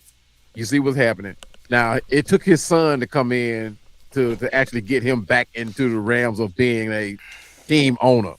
But before his son got involved, Jerry Jones was flying off the handle. I mean, it was almost like, dude, this man have dementia? He was running the Cowboys into the ground. Shit, He was running ever since he made the decision to get rid of Jimmy Johnson. From then up until his son came on board, he was running this team down into the ground. But I don't want to talk about no doggone Cowboys. Yeah, fuck the Cowboys. But yeah, man, you talking about the perfect person for the job, man. You can arguably say that somebody else could have came in and filled the position, but Matt Ryan was that guy, and it's a good look. You know what I mean? There are plenty of people that could come in that has more of a background in his field or in that field, has something that dealt more with operations than Matt Ryan. But when it come down to it, the look of it, you got arguably the best player that came through Falcon history, the best quarterback bar none. I mean, why not Matt Ryan? And I mean, OG, you can tell me if you agree or disagree, but I think the list is never ending on why he's actually qualified.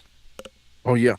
But I only had two things to say, and I said this early on. I said he knows the Falcons, and he knows football. There we go. He knows the Falcons and he knows football. But He see, knows football. here's the thing: you got to add on to that though with this title. He knows what football is like today, because see, man, okay, if you would have let's say the Falcons would have brought Warwick Dunn in. Man, Warwick Dunn has been out of football for over 20 years.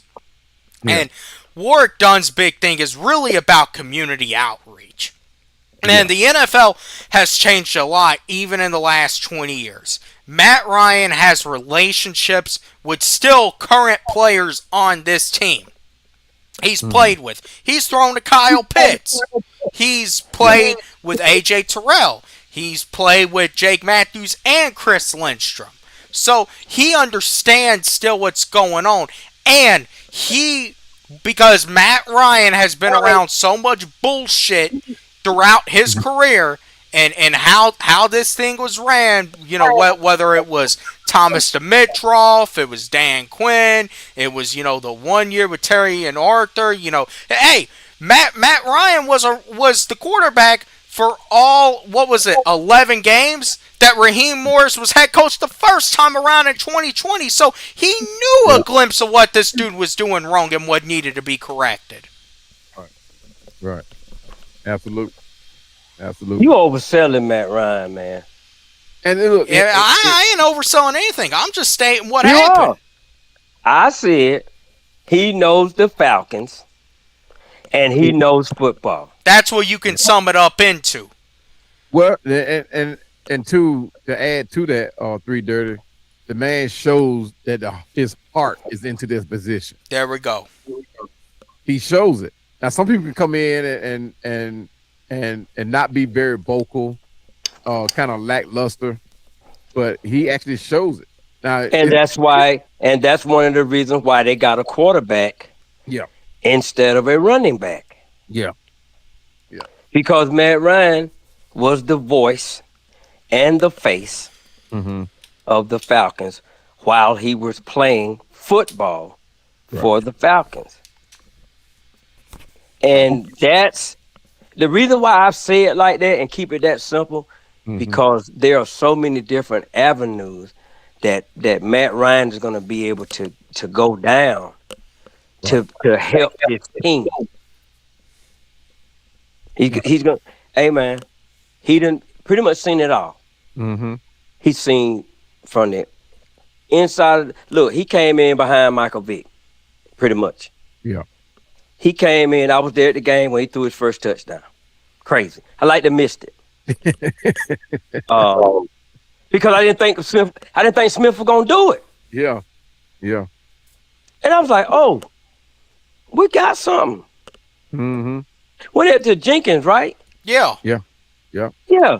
I'm sitting there like, I said, well, he probably handed out the ball a couple times, whatever. Yeah. Yeah. Man, Now, when he dropped back and he threw that thing, I said, oh Lord. And see, here's the other thing too. Not a lot of people do remember though about that game. After that, Matt Ryan really didn't do much anything after that moment in his first game. But that one moment right there, his very first pass, it was the mm, statement for what was to come. Like, yeah.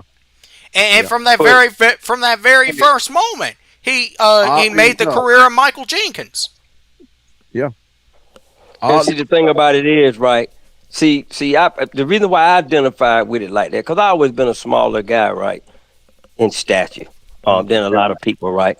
And in the times that I did had to fight, I was the guy. I said, well, my cousins, they're a lot bigger than me, 6'6", 6'7", 6'8", whatever.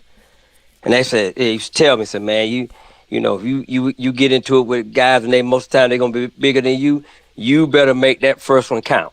yeah. Yeah. And that's just been my motto. And when I saw that, I was like, oh, okay. Yeah. At least we know he can put that thing downfield. And, Exactly. and no, he didn't do much after that, but I mean, it was okay.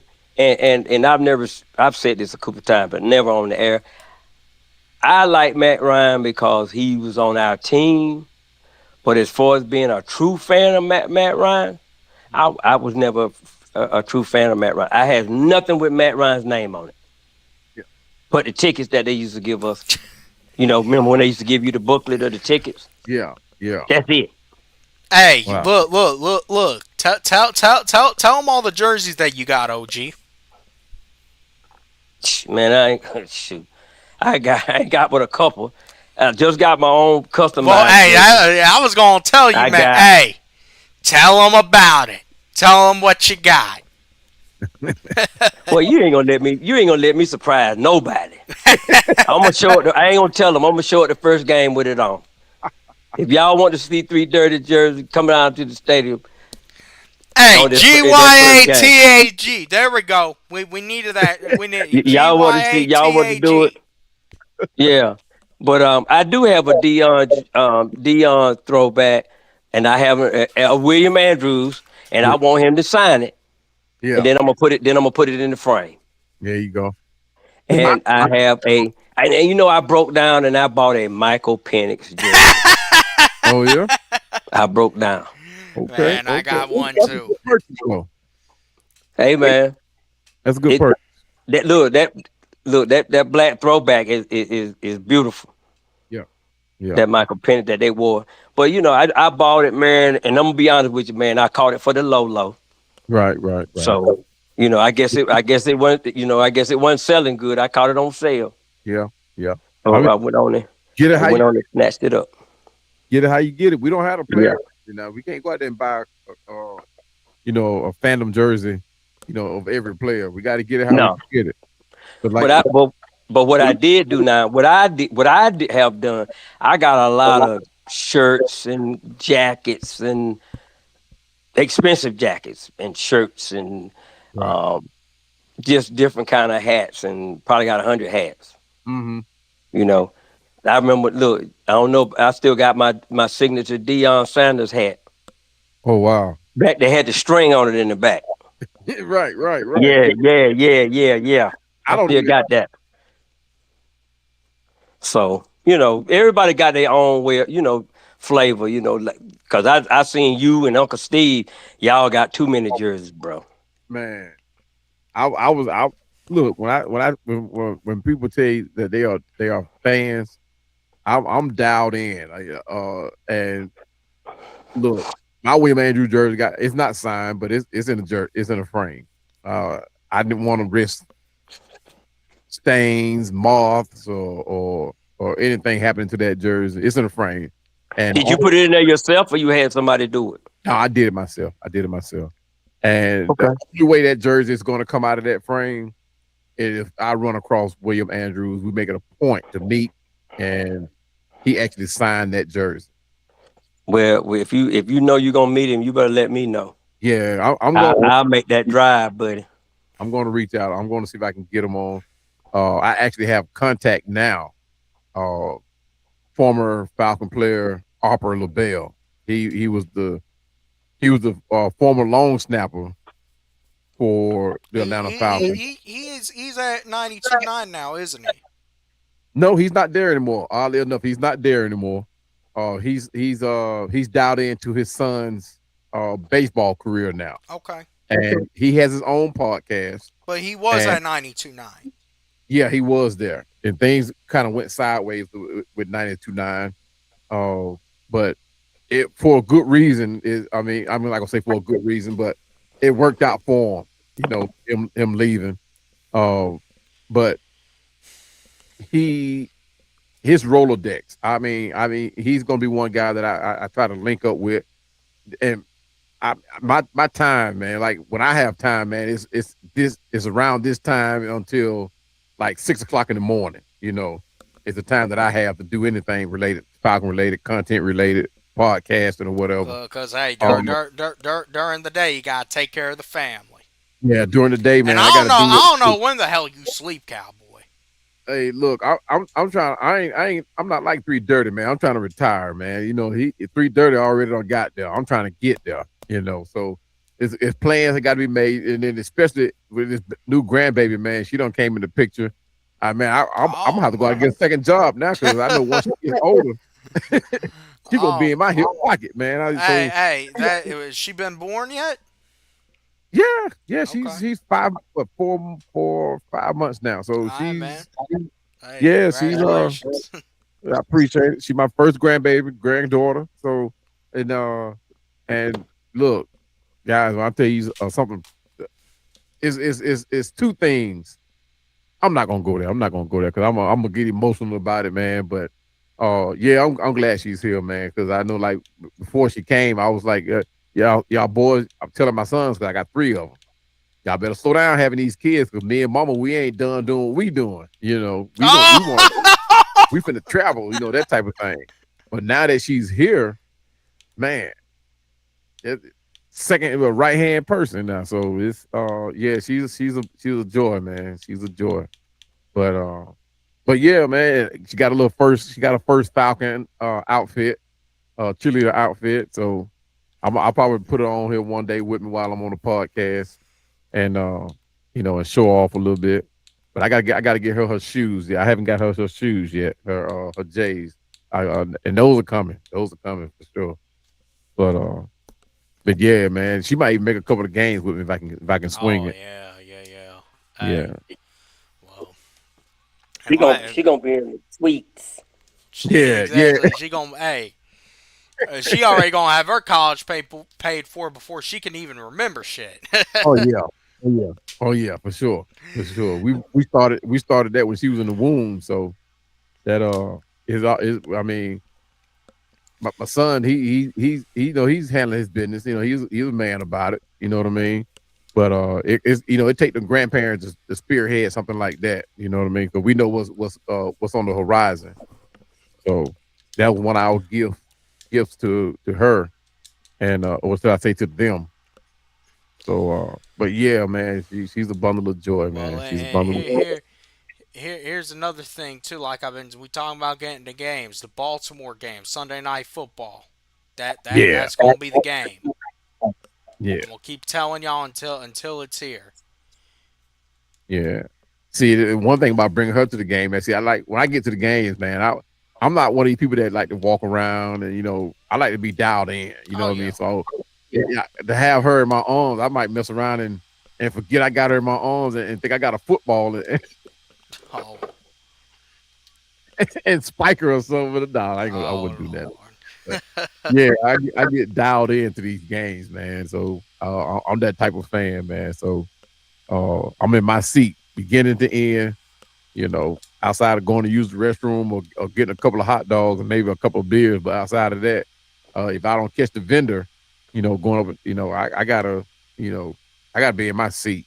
I like being in my seat, and it's not about the cost of the ticket or anything like that. It's about appreciating the game. You know what I mean? Well, where you at, supporting that team, supporting that red and black. So if it come down to it, they can't say, well, Cowboy wasn't supporting. Now, Cowboy, if he in a seat or behind the screen at home watching or whatever, sports bar watching, oh yeah, I'm supporting, man, and I'm gonna be loud about it. You know what I mean? So, and I told my wife, like, when I pass away, don't waste no money buying me no new suit. You better put me in one of these Falcon jerseys Put and me put me in in a that cat. jersey and but well, man, what I might tell my people, because I don't know if I want to be buried or cremated, but if I get cremated, Yeah, hey, you know where to spread my ashes. yeah, exactly. And and speaking of earmarking a spot, right? And I always wondered, like, why when they imploded Fulton County Stadium, why they didn't erect um, Turner Field in that same spot. And I didn't find this out until like when I was doing the research on it, that if they had a built Turner Field in the same spot where they had Fulton County Stadium, they couldn't move it so far back, right? Because it would have interfered with what was going on in the neighborhood behind it, and they couldn't move it forward because it would actually interfere with the spot where Hank Aaron's 715th home run landed. So to keep from interfering with either side, they just moved it to where the parking lot is now. They moved it, yeah. They moved it They next, just yeah. moved it completely, yeah, they just moved it completely next door. Which I thought was like when you look at honoring something, and I'm not talking about I'm talking about you talking about the spot where it landed. And I'm like, wait a minute, but that's Atlanta history now. So that was a great idea. That was a great idea. I just found that it was interesting that they did that. That was the reason why it didn't get put in the same spot as Fulton County Stadium. Well, hey man, and I was just scrolling on Twitter, and someone, I mean, shoot, someone they were talking about the Braves, but it was that thing of someone talk about Fulton County Stadium and said, yeah, Turner Field was nice, Truist Park's beautiful, but Fulton County, that was imposing. Yeah, yeah, exactly. And the thing was, when you looked at it, you know how what's that movie Gladiator, when when the Gladiator finally decided they wanted to come and do the big arena, and he looked there and he marveled at how big the Roman Coliseum was, and he just looked at it and he just took it in and all that. That's how it was when you approach the Fulton County Stadium. It's not like uh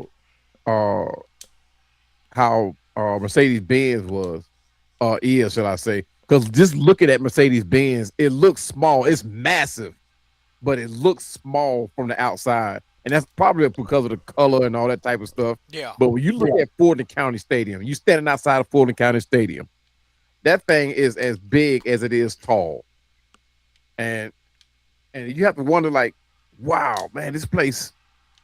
Is almost. I'm not gonna say breathtaking, but you couldn't do nothing but just sit in awe of it. But it was. I mean, especially as a kid, it looks like the biggest thing you ever. It's like the biggest building you ever came into.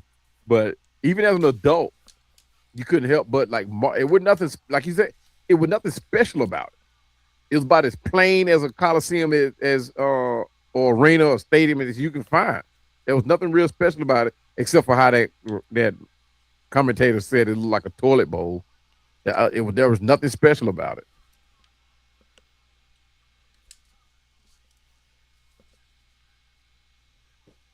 except the fact the Falcons and the Braves were playing there. But other than that, man, it's one of those one of the things, like if you came to a Braves game, came to a Falcons game, at any point in the game, man, you just knew that place was packed. It stayed packed every game. Even if to me, at one of the games that I went to, it looked like it was sold out. I mean, like I said, the people that were standing around, but it looked like it was sold out just about every game. So you talking about fan support? It's nothing different. I mean, of course, there's a lot more attractions now in Mercedes Benz, and we even had a few in the Georgia Dome, but uh, now they had to make room for concessions and all that. like in Fulton County Stadium, man, it was different. You had the basic hot dog stands, you had the kiosks, the store, and like now you got the club, you got the restaurant, you got the barbershop, you got the sports bars, and you got some of everything in Mercedes Benz, man. Man, And they done turned it into a whole strip mall. yeah, exactly. I said barbershop, but See, man, no, the barbershop is State Farm, but yeah, I'm kind of serious too. If you yeah, really think about it, man, these stadium concourses now they're strip malls. yeah, yeah, yeah. And you understand it. You want to you want to give the true fanfare, but I think it takes Man, away from it's the killing fan it. if It's all killing of it, that. Yeah, I think you want to man. have people drawn in to to your team or to your product, which is the Falcons team. Now I can understand like the merchandise store and all that. I can understand that, but when you got something, you got a literal club up in there, because like now it's more of a corporate stadium than fanfare. You Exactly. know, they're catering to the guys that come in here and uh have business meetings and that type of stuff. 'Cause I can tell you, in Mercedes Benz, man, in the suite, and like it may be 30 guys in that place. And I think I shared this before.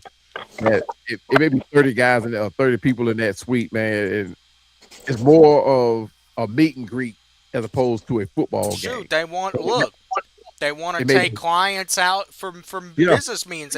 That's all a tax write off, man. Y'all got to yeah, realize that. yeah, yeah. Well, man, you gotta.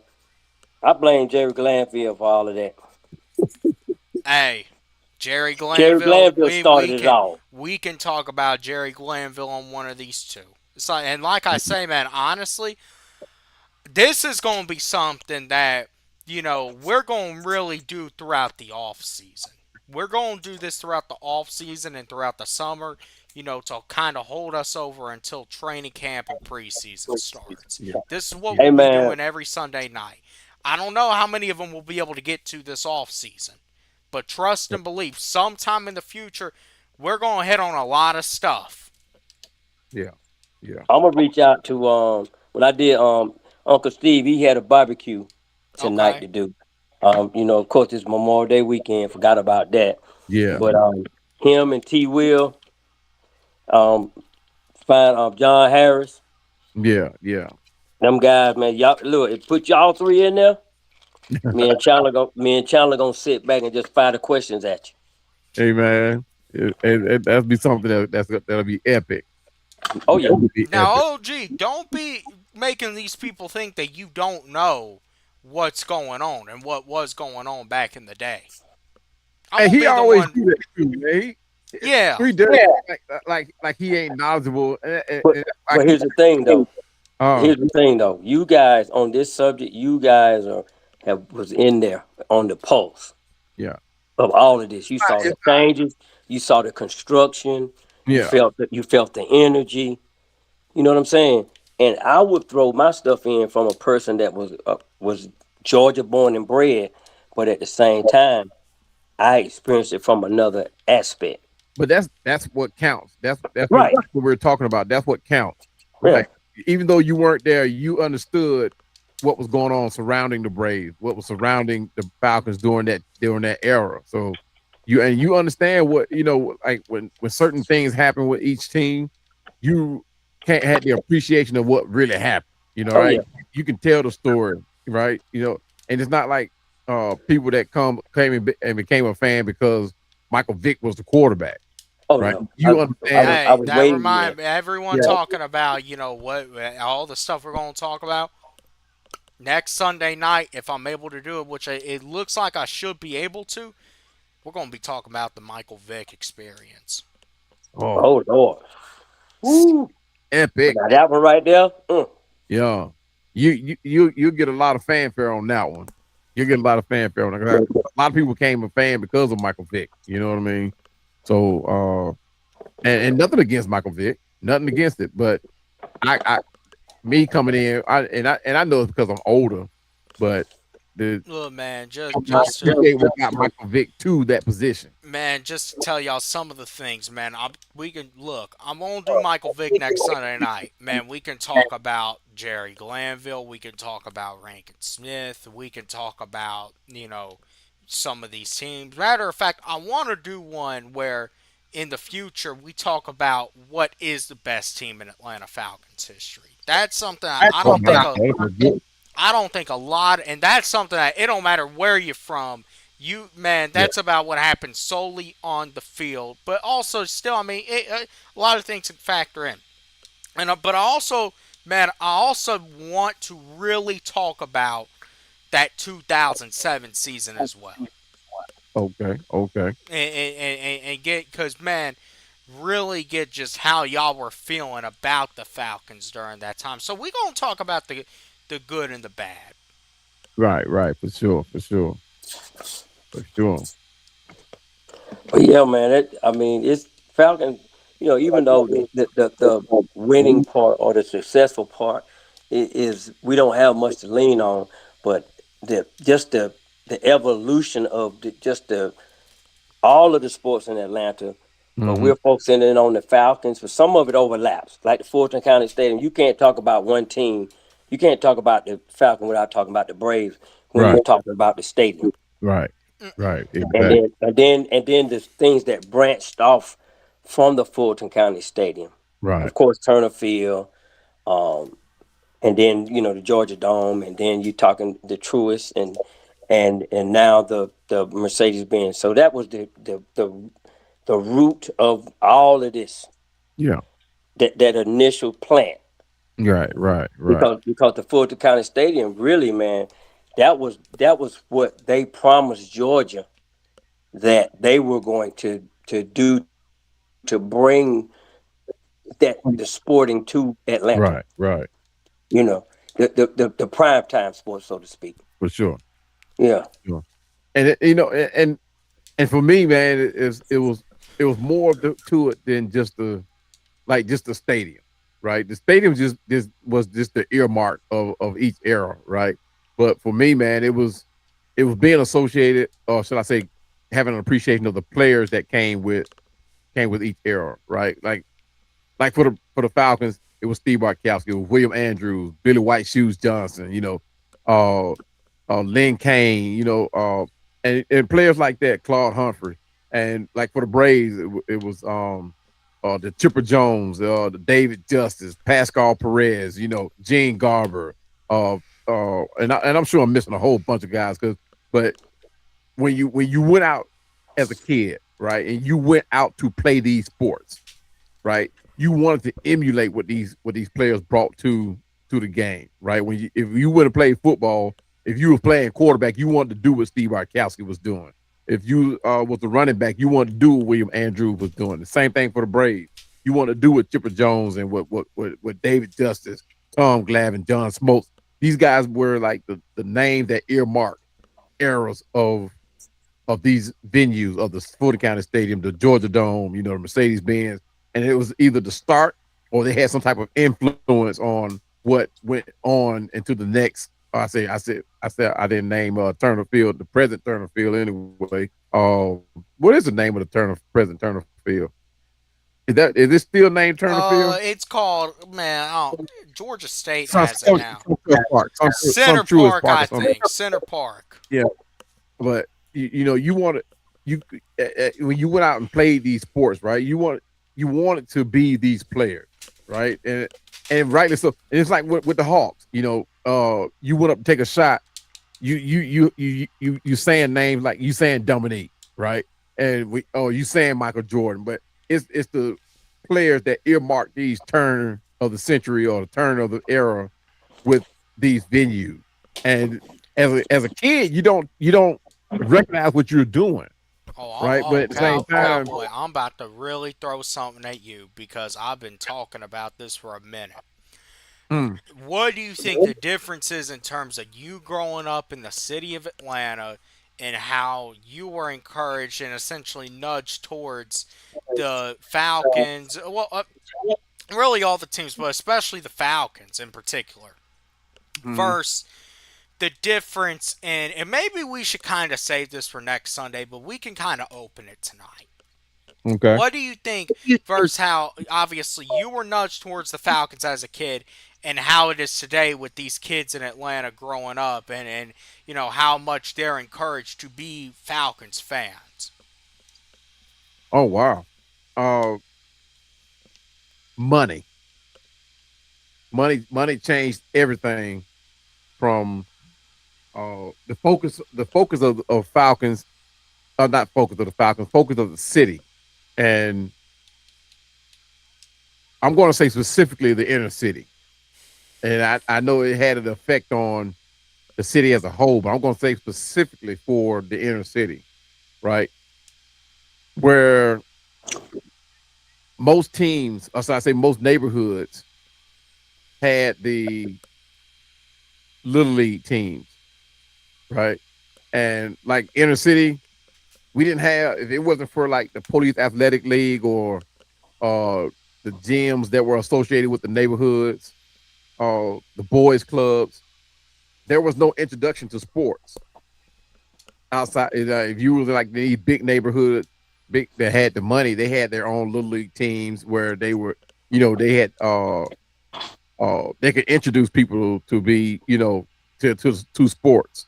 But when it came to inner cities, either you had to rely on the police athletic league, and don't get me wrong, the police athletic league is still around, but it is nowhere near the impact it was back in the 70s and 80s.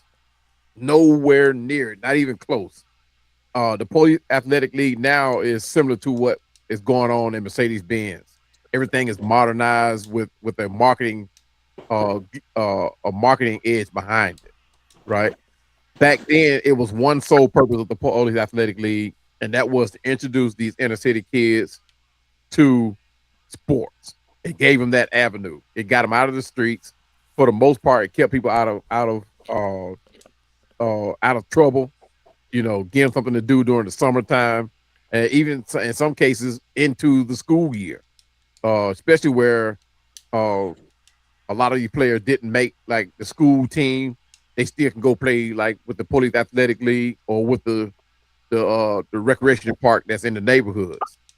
So when money became an issue and people didn't have a benefit or a gain to police athletic league uh, or to the recreation parks, it became a second thought. Nobody thought about it. There was no thought process put And behind it. when do you think that happened? Right around, I'm going to say right around like 80, probably like the late 80s, mid to late 80s. And for them, and like now, and look, I'm not here to judge. I'm not here to criticize, but you can see the seismic shift into how kids are acting now to kids acting back then. Now, I had this discussion on another platform that's outside of sports, but there are a lot of things that kids are exposed to now that they are more modernized.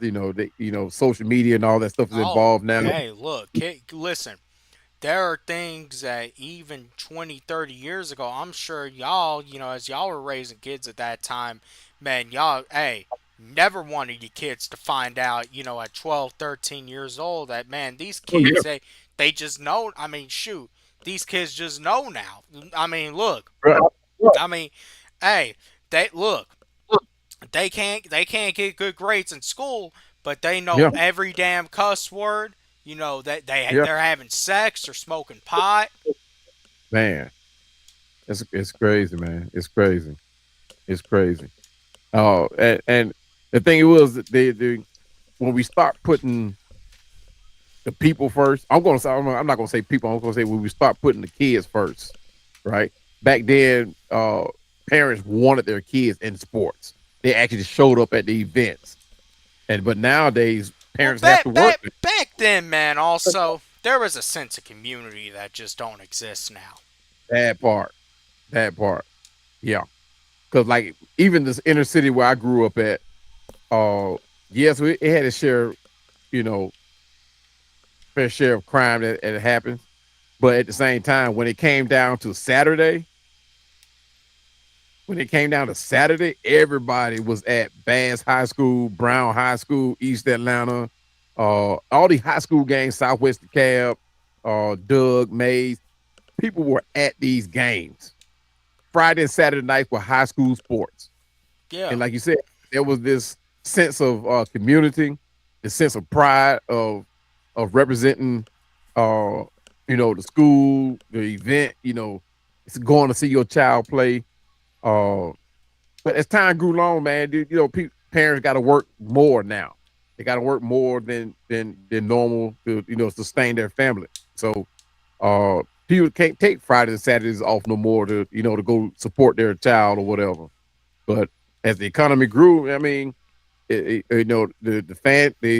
sense of pride, the sense of community, it fell off by the wayside. So it was more like a sacrificial lamb when it came to making a decision on whether or not you wanted to go support your child and that type of thing. And that's why And also, because man, what a lot of people don't realize is that, especially even for high school, I don't even know if they got it in college. Well, I don't know if they got it in college or not, but I know in high school, man, hey, you got to pay yearly fees for your kids to stay on the team. yeah, yeah. Well, back And then we went to mostly public schools. Back then, it didn't really cost a lot. oh, well, I Uh, mean, shoot, it like can still now, call. yeah, but like now, it's different now. Because I mean, man, uh, like when my sons they were playing, good gracious alive, even when they went to play rec ball, man, I was basically paying all year round. You know what I mean? Because I got three sons, right? And from basketball to football to they didn't play baseball, but they were. I mean, it was like a year round event. When we get any time that we got off from taking them back and forth to practice, the games, getting them prepared to go to the games and all that, the uniforms. Man, it's thousands of dollars, thousands of dollars. Matter of fact, I just sold off my son. I was clean in the garage and didn't even realize I still had it, but I still had all of my last son's football equipment, and I just sold it like the bulk of it. I still got quite a bit of it still left in here, and I just sold a bunch of it to this guy that actually, oddly enough, going to the same high school that my sons went to, and like I said, it's just stuff that it's an investment, right? And like the introduction to playing football, I always wanted my kids to be in the sport. I do that before they were even born. Whether or not they wanted to do it, uh, Or not, as a career or whatever. you didn't But care. I wanted them. I didn't want them in the street. You know what I mean? So anything they did outside of school, I was head in on it. Well, You know what I a mean? As long lot. as Well, they, used to back in the day, you'd have to worry about them being out in the streets. yeah, Nowadays, you got to worry about them being on the phone. or anywhere. I mean, Well, it's also, crazy. but another thing too is okay, when they're out though, they're still calls it because hey, they're down at Cascade every weekend out there till 2 a.m. Meeting up with Absolutely. girls, Yeah, doing stuff like that. yeah, absolutely. And the thing it is, man. I mean, things going to happen, right? But the thing I always imposed on my sons, and I always told them like, judge the room, right? If you start to feel the energy change, the scene change, You better get uh, out of there. just go ahead and just make the call and get out of there. I said, I'm not telling you not to have fun, right? Do your thing, have fun.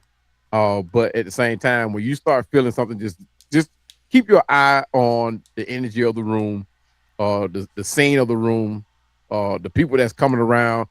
Make the decision, and it's not about being a punk, right? I like my sons can fight. I taught them to fight, they can fight pretty doggone well, but still, you don't have to prove it. You know what I mean?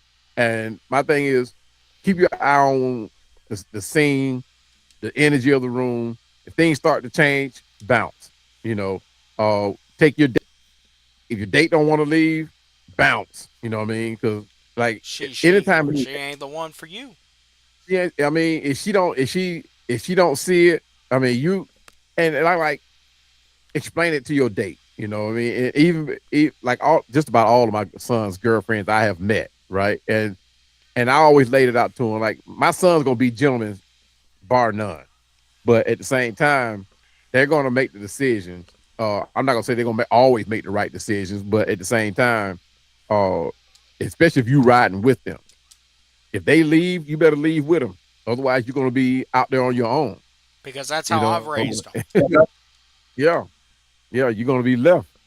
Because like my son's like, 'cause I bought all three of them cars, you know, and the thing was, if you mess around and get in trouble, you got one opportunity to get in trouble with that car, and then you lose it for good until you get grown.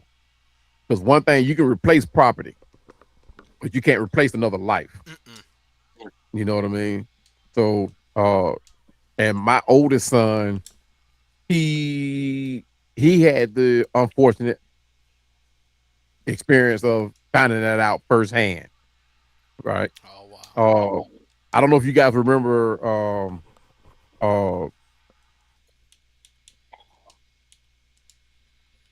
what is his name? I'm so sorry. May he rest in peace. The helicopter, the news reporter that used to ride in the helicopter for WSB. Are you talking about? You talk about Jovita? He's the older gentleman, heavy into NASCAR. Oh, Oh my I goodness, don't know who you talking about. Captain Herb Emery. Okay. He used to be up there early in the morning. Up there, good morning, Atlanta. And he used to do the traffic report and do the weather thing up there. Uh, but anyway, for Channel Two News, he was one of my neighbors. He's passed away now. But my son, early on, learning how to drive. I don't know why my wife sent him to the store. He was driving with my expedition, and he should have been driving one of the smaller vehicles. But anyway, my son thought he could drive that expedition like he drove his Honda Accord. But he was speeding along, and right about right he passed Captain Herb Emery's house. He flipped it twice. That's how fast he was going. He flipped the expedition and rolled twice, and he hit this big old oak tree. I mean, shut the highway down. Matter of fact, my son had to be life flighted. Well, he didn't have to be life flighted. They made the decision to life flight him out of there. But uh, that's when my son came into. You know, it took that incident to help him realize that you cannot replace a life. My baby boy was in there, and he was in there, but luckily both of them. Matter of fact, it made the news. It made the news obviously because it was Captain Herb Emery. But uh, we they talked about that thing for about a month on Channel Two News, and they actually came to my house, did an interview and everything. But yeah, man, I always told my son like with these vehicles, man, you get one opportunity. After that, man, you lose your car until you get grown, and I stood on that, you know. But like I said, you can replace property, you can't replace a life. And I know accidents happen, but if you're out there doing something stupid you didn't have no business doing, then of course, you know, you're going to be held accountable for it. And that was going to Wait, lead me wait, to like, wait a minute. Was this did was this the? I know you said you lived in Douglasville, right? And that's where you raised your kids. Is this when he died, right, Captain Herb Henry? yeah. Matter of fact, I was talking to Captain Herb Emery. They had already took my son off, and I was thanking Captain Herb Emery, shook his hand. He went walking back toward his house. I got in my truck, and before I even got to the stop sign at the end of that street, one of our other neighbors called me. And they had already left the scene. I don't know how they found out so fast, but he called me and said, "Hey man, Captain Herb Emery just died." And I said, "Man, look, that's not a good joke to play now," because I actually thought he was playing a joke. I'm like, "That's not a good joke, man." I said, "You don't tell a joke about somebody passing like that." He said, "No, man, Captain Herb Emery just fell over and passed away from a heart attack." I said, "You got to be kidding me." I said, I just got out of his face. And he was like, "No, man, he walking back to his house." So you were the last person that probably ever spoke to him, Yes, sir. Yes, sir. man. Presumably. I don't know if he And this is all over the news. Yeah, yeah, yeah, 2014. yeah, Mm. yeah, yeah. And look, I felt so bad. Right, Captain Hurt. Remember, he was an outdoors guy. He was up there working in his garden when he heard the impact from my son's when he turned my vehicle over. Like I said, he had just passed his house. It was like on a curve, and my son took that curve too fast, overcorrected, and rolled that thing twice.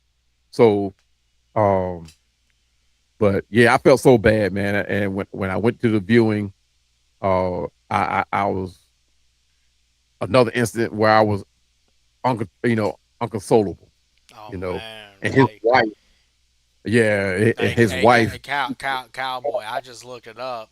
I see where they yeah, got you actually. They interviewing you on WSB about it. yeah, They got your yeah, son's names on there too. I ain't gonna say them on here, but yeah, and like I said, man, it's but at the viewing, so your youngest son is 23 though. It seems like. my- yeah, Okay. yeah, yeah, yeah, Hey. yeah, man. So that was my, and oddly enough, man, I had my first chance of meeting Captain Herb Emery. I was in the third grade, third, fourth grade, somewhere around in there, fifth grade, somewhere around in there. And for career day, they brought in the helicopter with um with Captain Herb Emery on there. They landed that thing on the soccer field and on the playground, and that was my first encounter with Captain Herb Emery.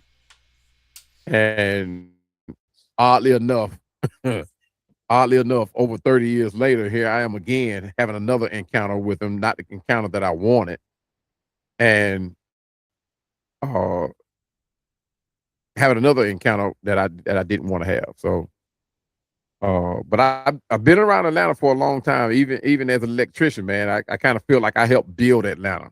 You know, Grady Hospital, Northside Hospital, um, Evander Holyfield's house. I mean, you name it, I've worked there. Pretty much as an electrician, you know, whether it was a service call or an addition or erecting out a fresh build out of the ground. Uh, Matter of fact, my last where I decided to lay it down, I worked for 8 years doing the new taxiway and runway at the airport. I've worked there from the moment they knocked down the first tree to the last wire nut that went on to officially open up the runway, new taxiway and runway. I was there during the whole process. So, like I said, I feel like I helped build Atlanta, man. I was all over the place. But yeah, man, that's how I came into contact with a lot of people too. A lot of my clients that I have now, and I feel like I'm not gonna say I feel like I'm a staple of Atlanta, but at the same time, man, I appreciate it. You know, being here, being witnessing the growth of Atlanta. You know, it was something to I wouldn't change it for nothing in the world. To be honest with Yeah, man. Hey, I never knew that, but see, that's why see, man. That's why I say, man. You know, that look, everyone has their own story to tell, and you you. know, Oh yeah, hey, oh some people, you know, it might shock you, you know, the stories that we yeah, have to tell, but yeah.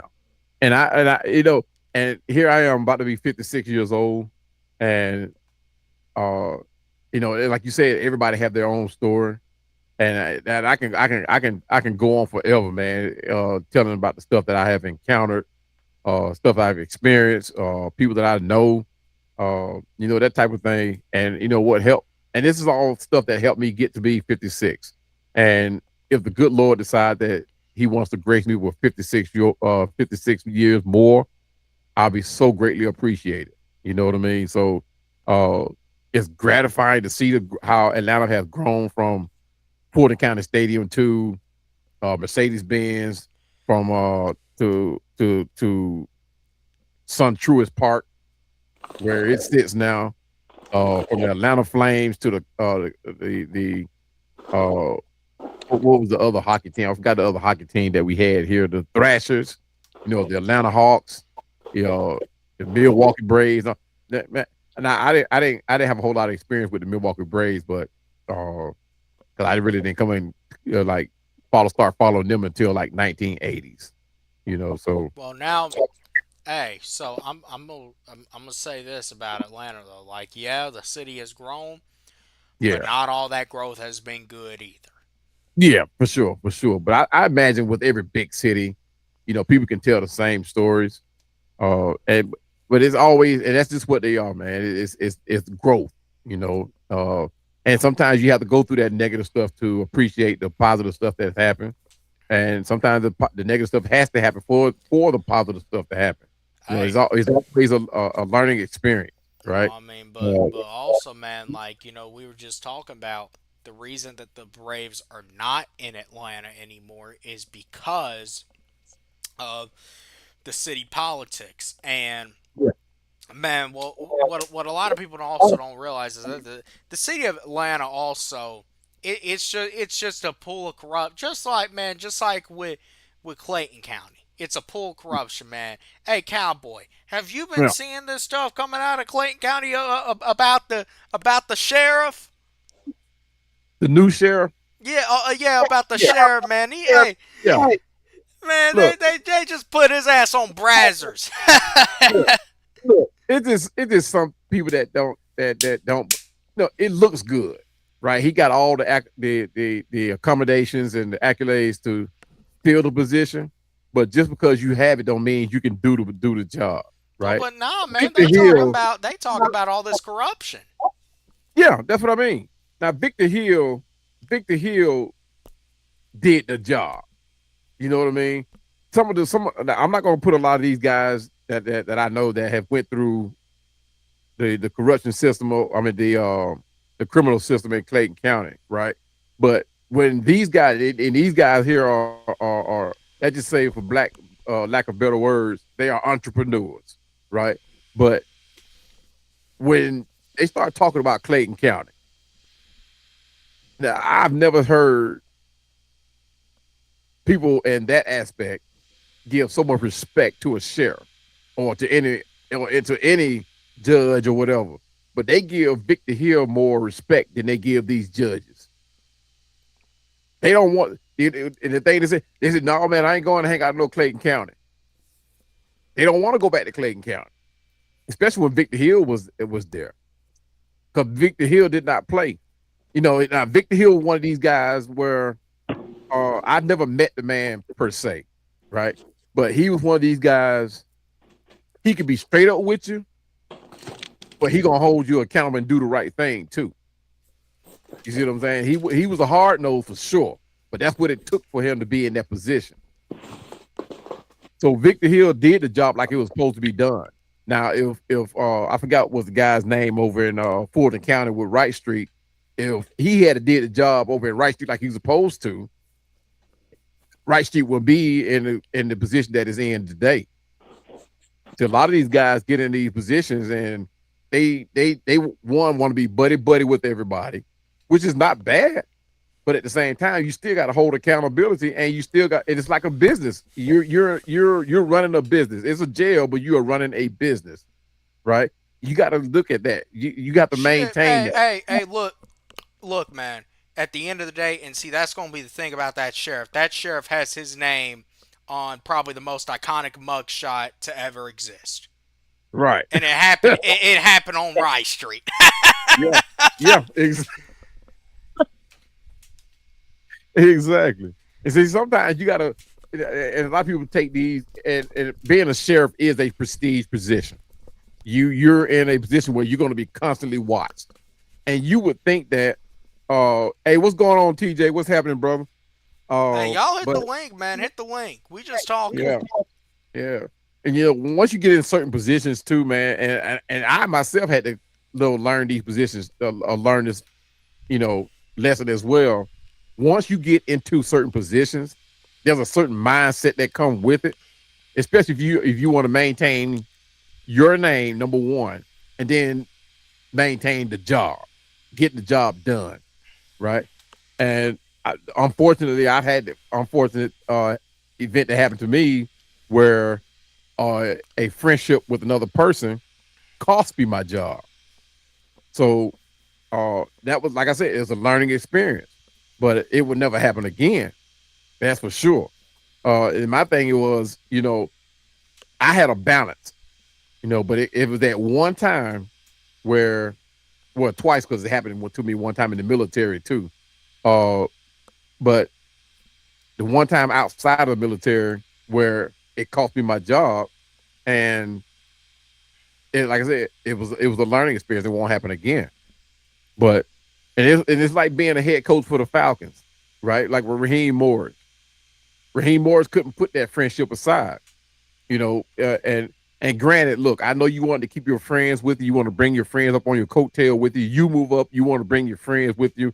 You want to train up the next guy. But when your name is riding on something, especially something as big as the head coach of the Falcons, especially with the Falcons that has been operating in bigger mediocrity for years, and you're expected to make a change, you can't bring first year coordinators with you. You got to bring some experience behind you. You got to bring along somebody that's going to actually help you, because you're not going to have all the answers. So you definitely have to bring along people with you that has, the foresight to help you when things start going crazy. And Raheem didn't have that. He had nobody to turn to. Nobody. Nobody. So I mean, not even, his whole coaching tree. Now, granted, his position coaches knew their job, but they could not help him for what he has to face going into the future. Now, Right. now Kevin Stefanski is a different story. And even though I'm kind of 50-50 on him as a head coach, but what he has made right decision, he got Alex Van Pelt back there. He has Bill Callahan back there. He retained Jeff Albrecht, who was a former head coach at one point. Not a whole lot of experience, but he knows what he's doing. Uh, uh, who else he has back there? Oh man, I can go down the whole list. I just can't think of them right now, but he has the backing. So if things just start going crazy, Kevin Stefanski can say, "Hey, Bill, look here, let me talk to you." We got the direct opposite. We got the direct opposite of what Raheem did. Yeah, exactly. Yeah. Yeah, Them boys, look, them boys gonna be calling them timeouts, and them coaches gonna be standing there looking together, be like, "Look, what we need to do," yeah. and you're gonna see some competent adjustments. There you go. There you go. Watch what I tell you now. Yeah, that's for sure. One thing about Bill Callahan is, uh, he's not gonna settle for no stupid stuff. He may have gotten up in age, but he's not gonna settle for nothing, short of being great. You know, he's been there. Alex Van Pelt, he's been there. They know what it takes. So as Kevin Stefanski starts, making decisions that's not uh in the era of the way things are supposed to be going, they're not going to just sit back. Matt Ryan is not going to just sit back. He's gonna have a say so. Now he may not have say so. He may not have something to say about what goes on the practice field or whatever. But when it comes down to the business side of it, or decision making, like the lack of from Raheem Morris, no, I can see Matt Ryan stepping up and say, "Hey man, look here, let's go. It's time for an emergency coaches meeting," as Big Low Country like to call them. It's time for the emergency coaches meeting. Shout out to Big Country. Big Low. Yeah, we did a Man, podcast. I saw y'all did Yeah, that, man. Yeah, and I was Yeah, crashed out, man. I wish I could have been on that one. man, that thing. Yeah, it was tight. Yeah, that was nice. He reached out to me yesterday and like, man, we've got to do that again. We've got to do it again. Yeah.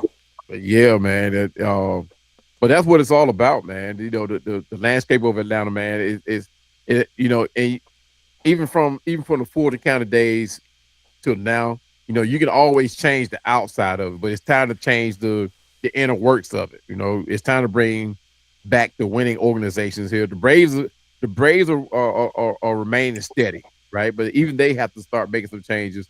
The Hawks definitely got to get back into it, and the Falcons, man, they got to bring that championship, man. That has to be the mindset going forward. So so can we say right now that right now we need that Fulton County fan base. For sure, for sure. And the thing is, what's going on, T? What's up, D Martin? What's going on, fellas? What's going on? What's Chilling, up? but How y'all doing? All right, maintaining, all right. having that conversation, man. We had always good time to talk Falcon football. Yes, sir. Yes, sir.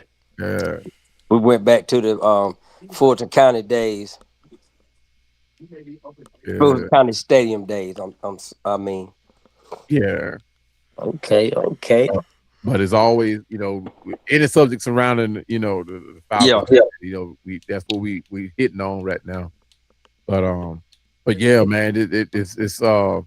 I read this article. I think it was 2 years ago, uh, prior to Raheem Morris, that was saying that the Falcons were one of the bottom feeders when it comes to fan base. As a matter of fact, I think we were either dead last or next to the last when it came to the fan base and the fandom.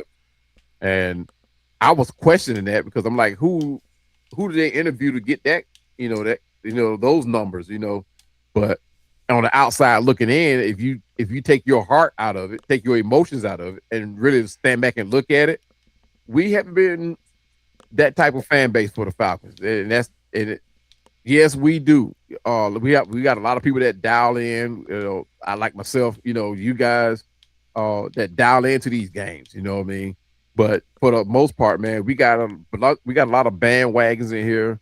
We got a lot of people that come into the game, man. They don't even watch the game. They walk around the whole time like it's like they at Piedmont Park, and we got to be in our seats, man. I mean, these players actually feed off of that, and when these players make a play on the field, they coming to the sideline.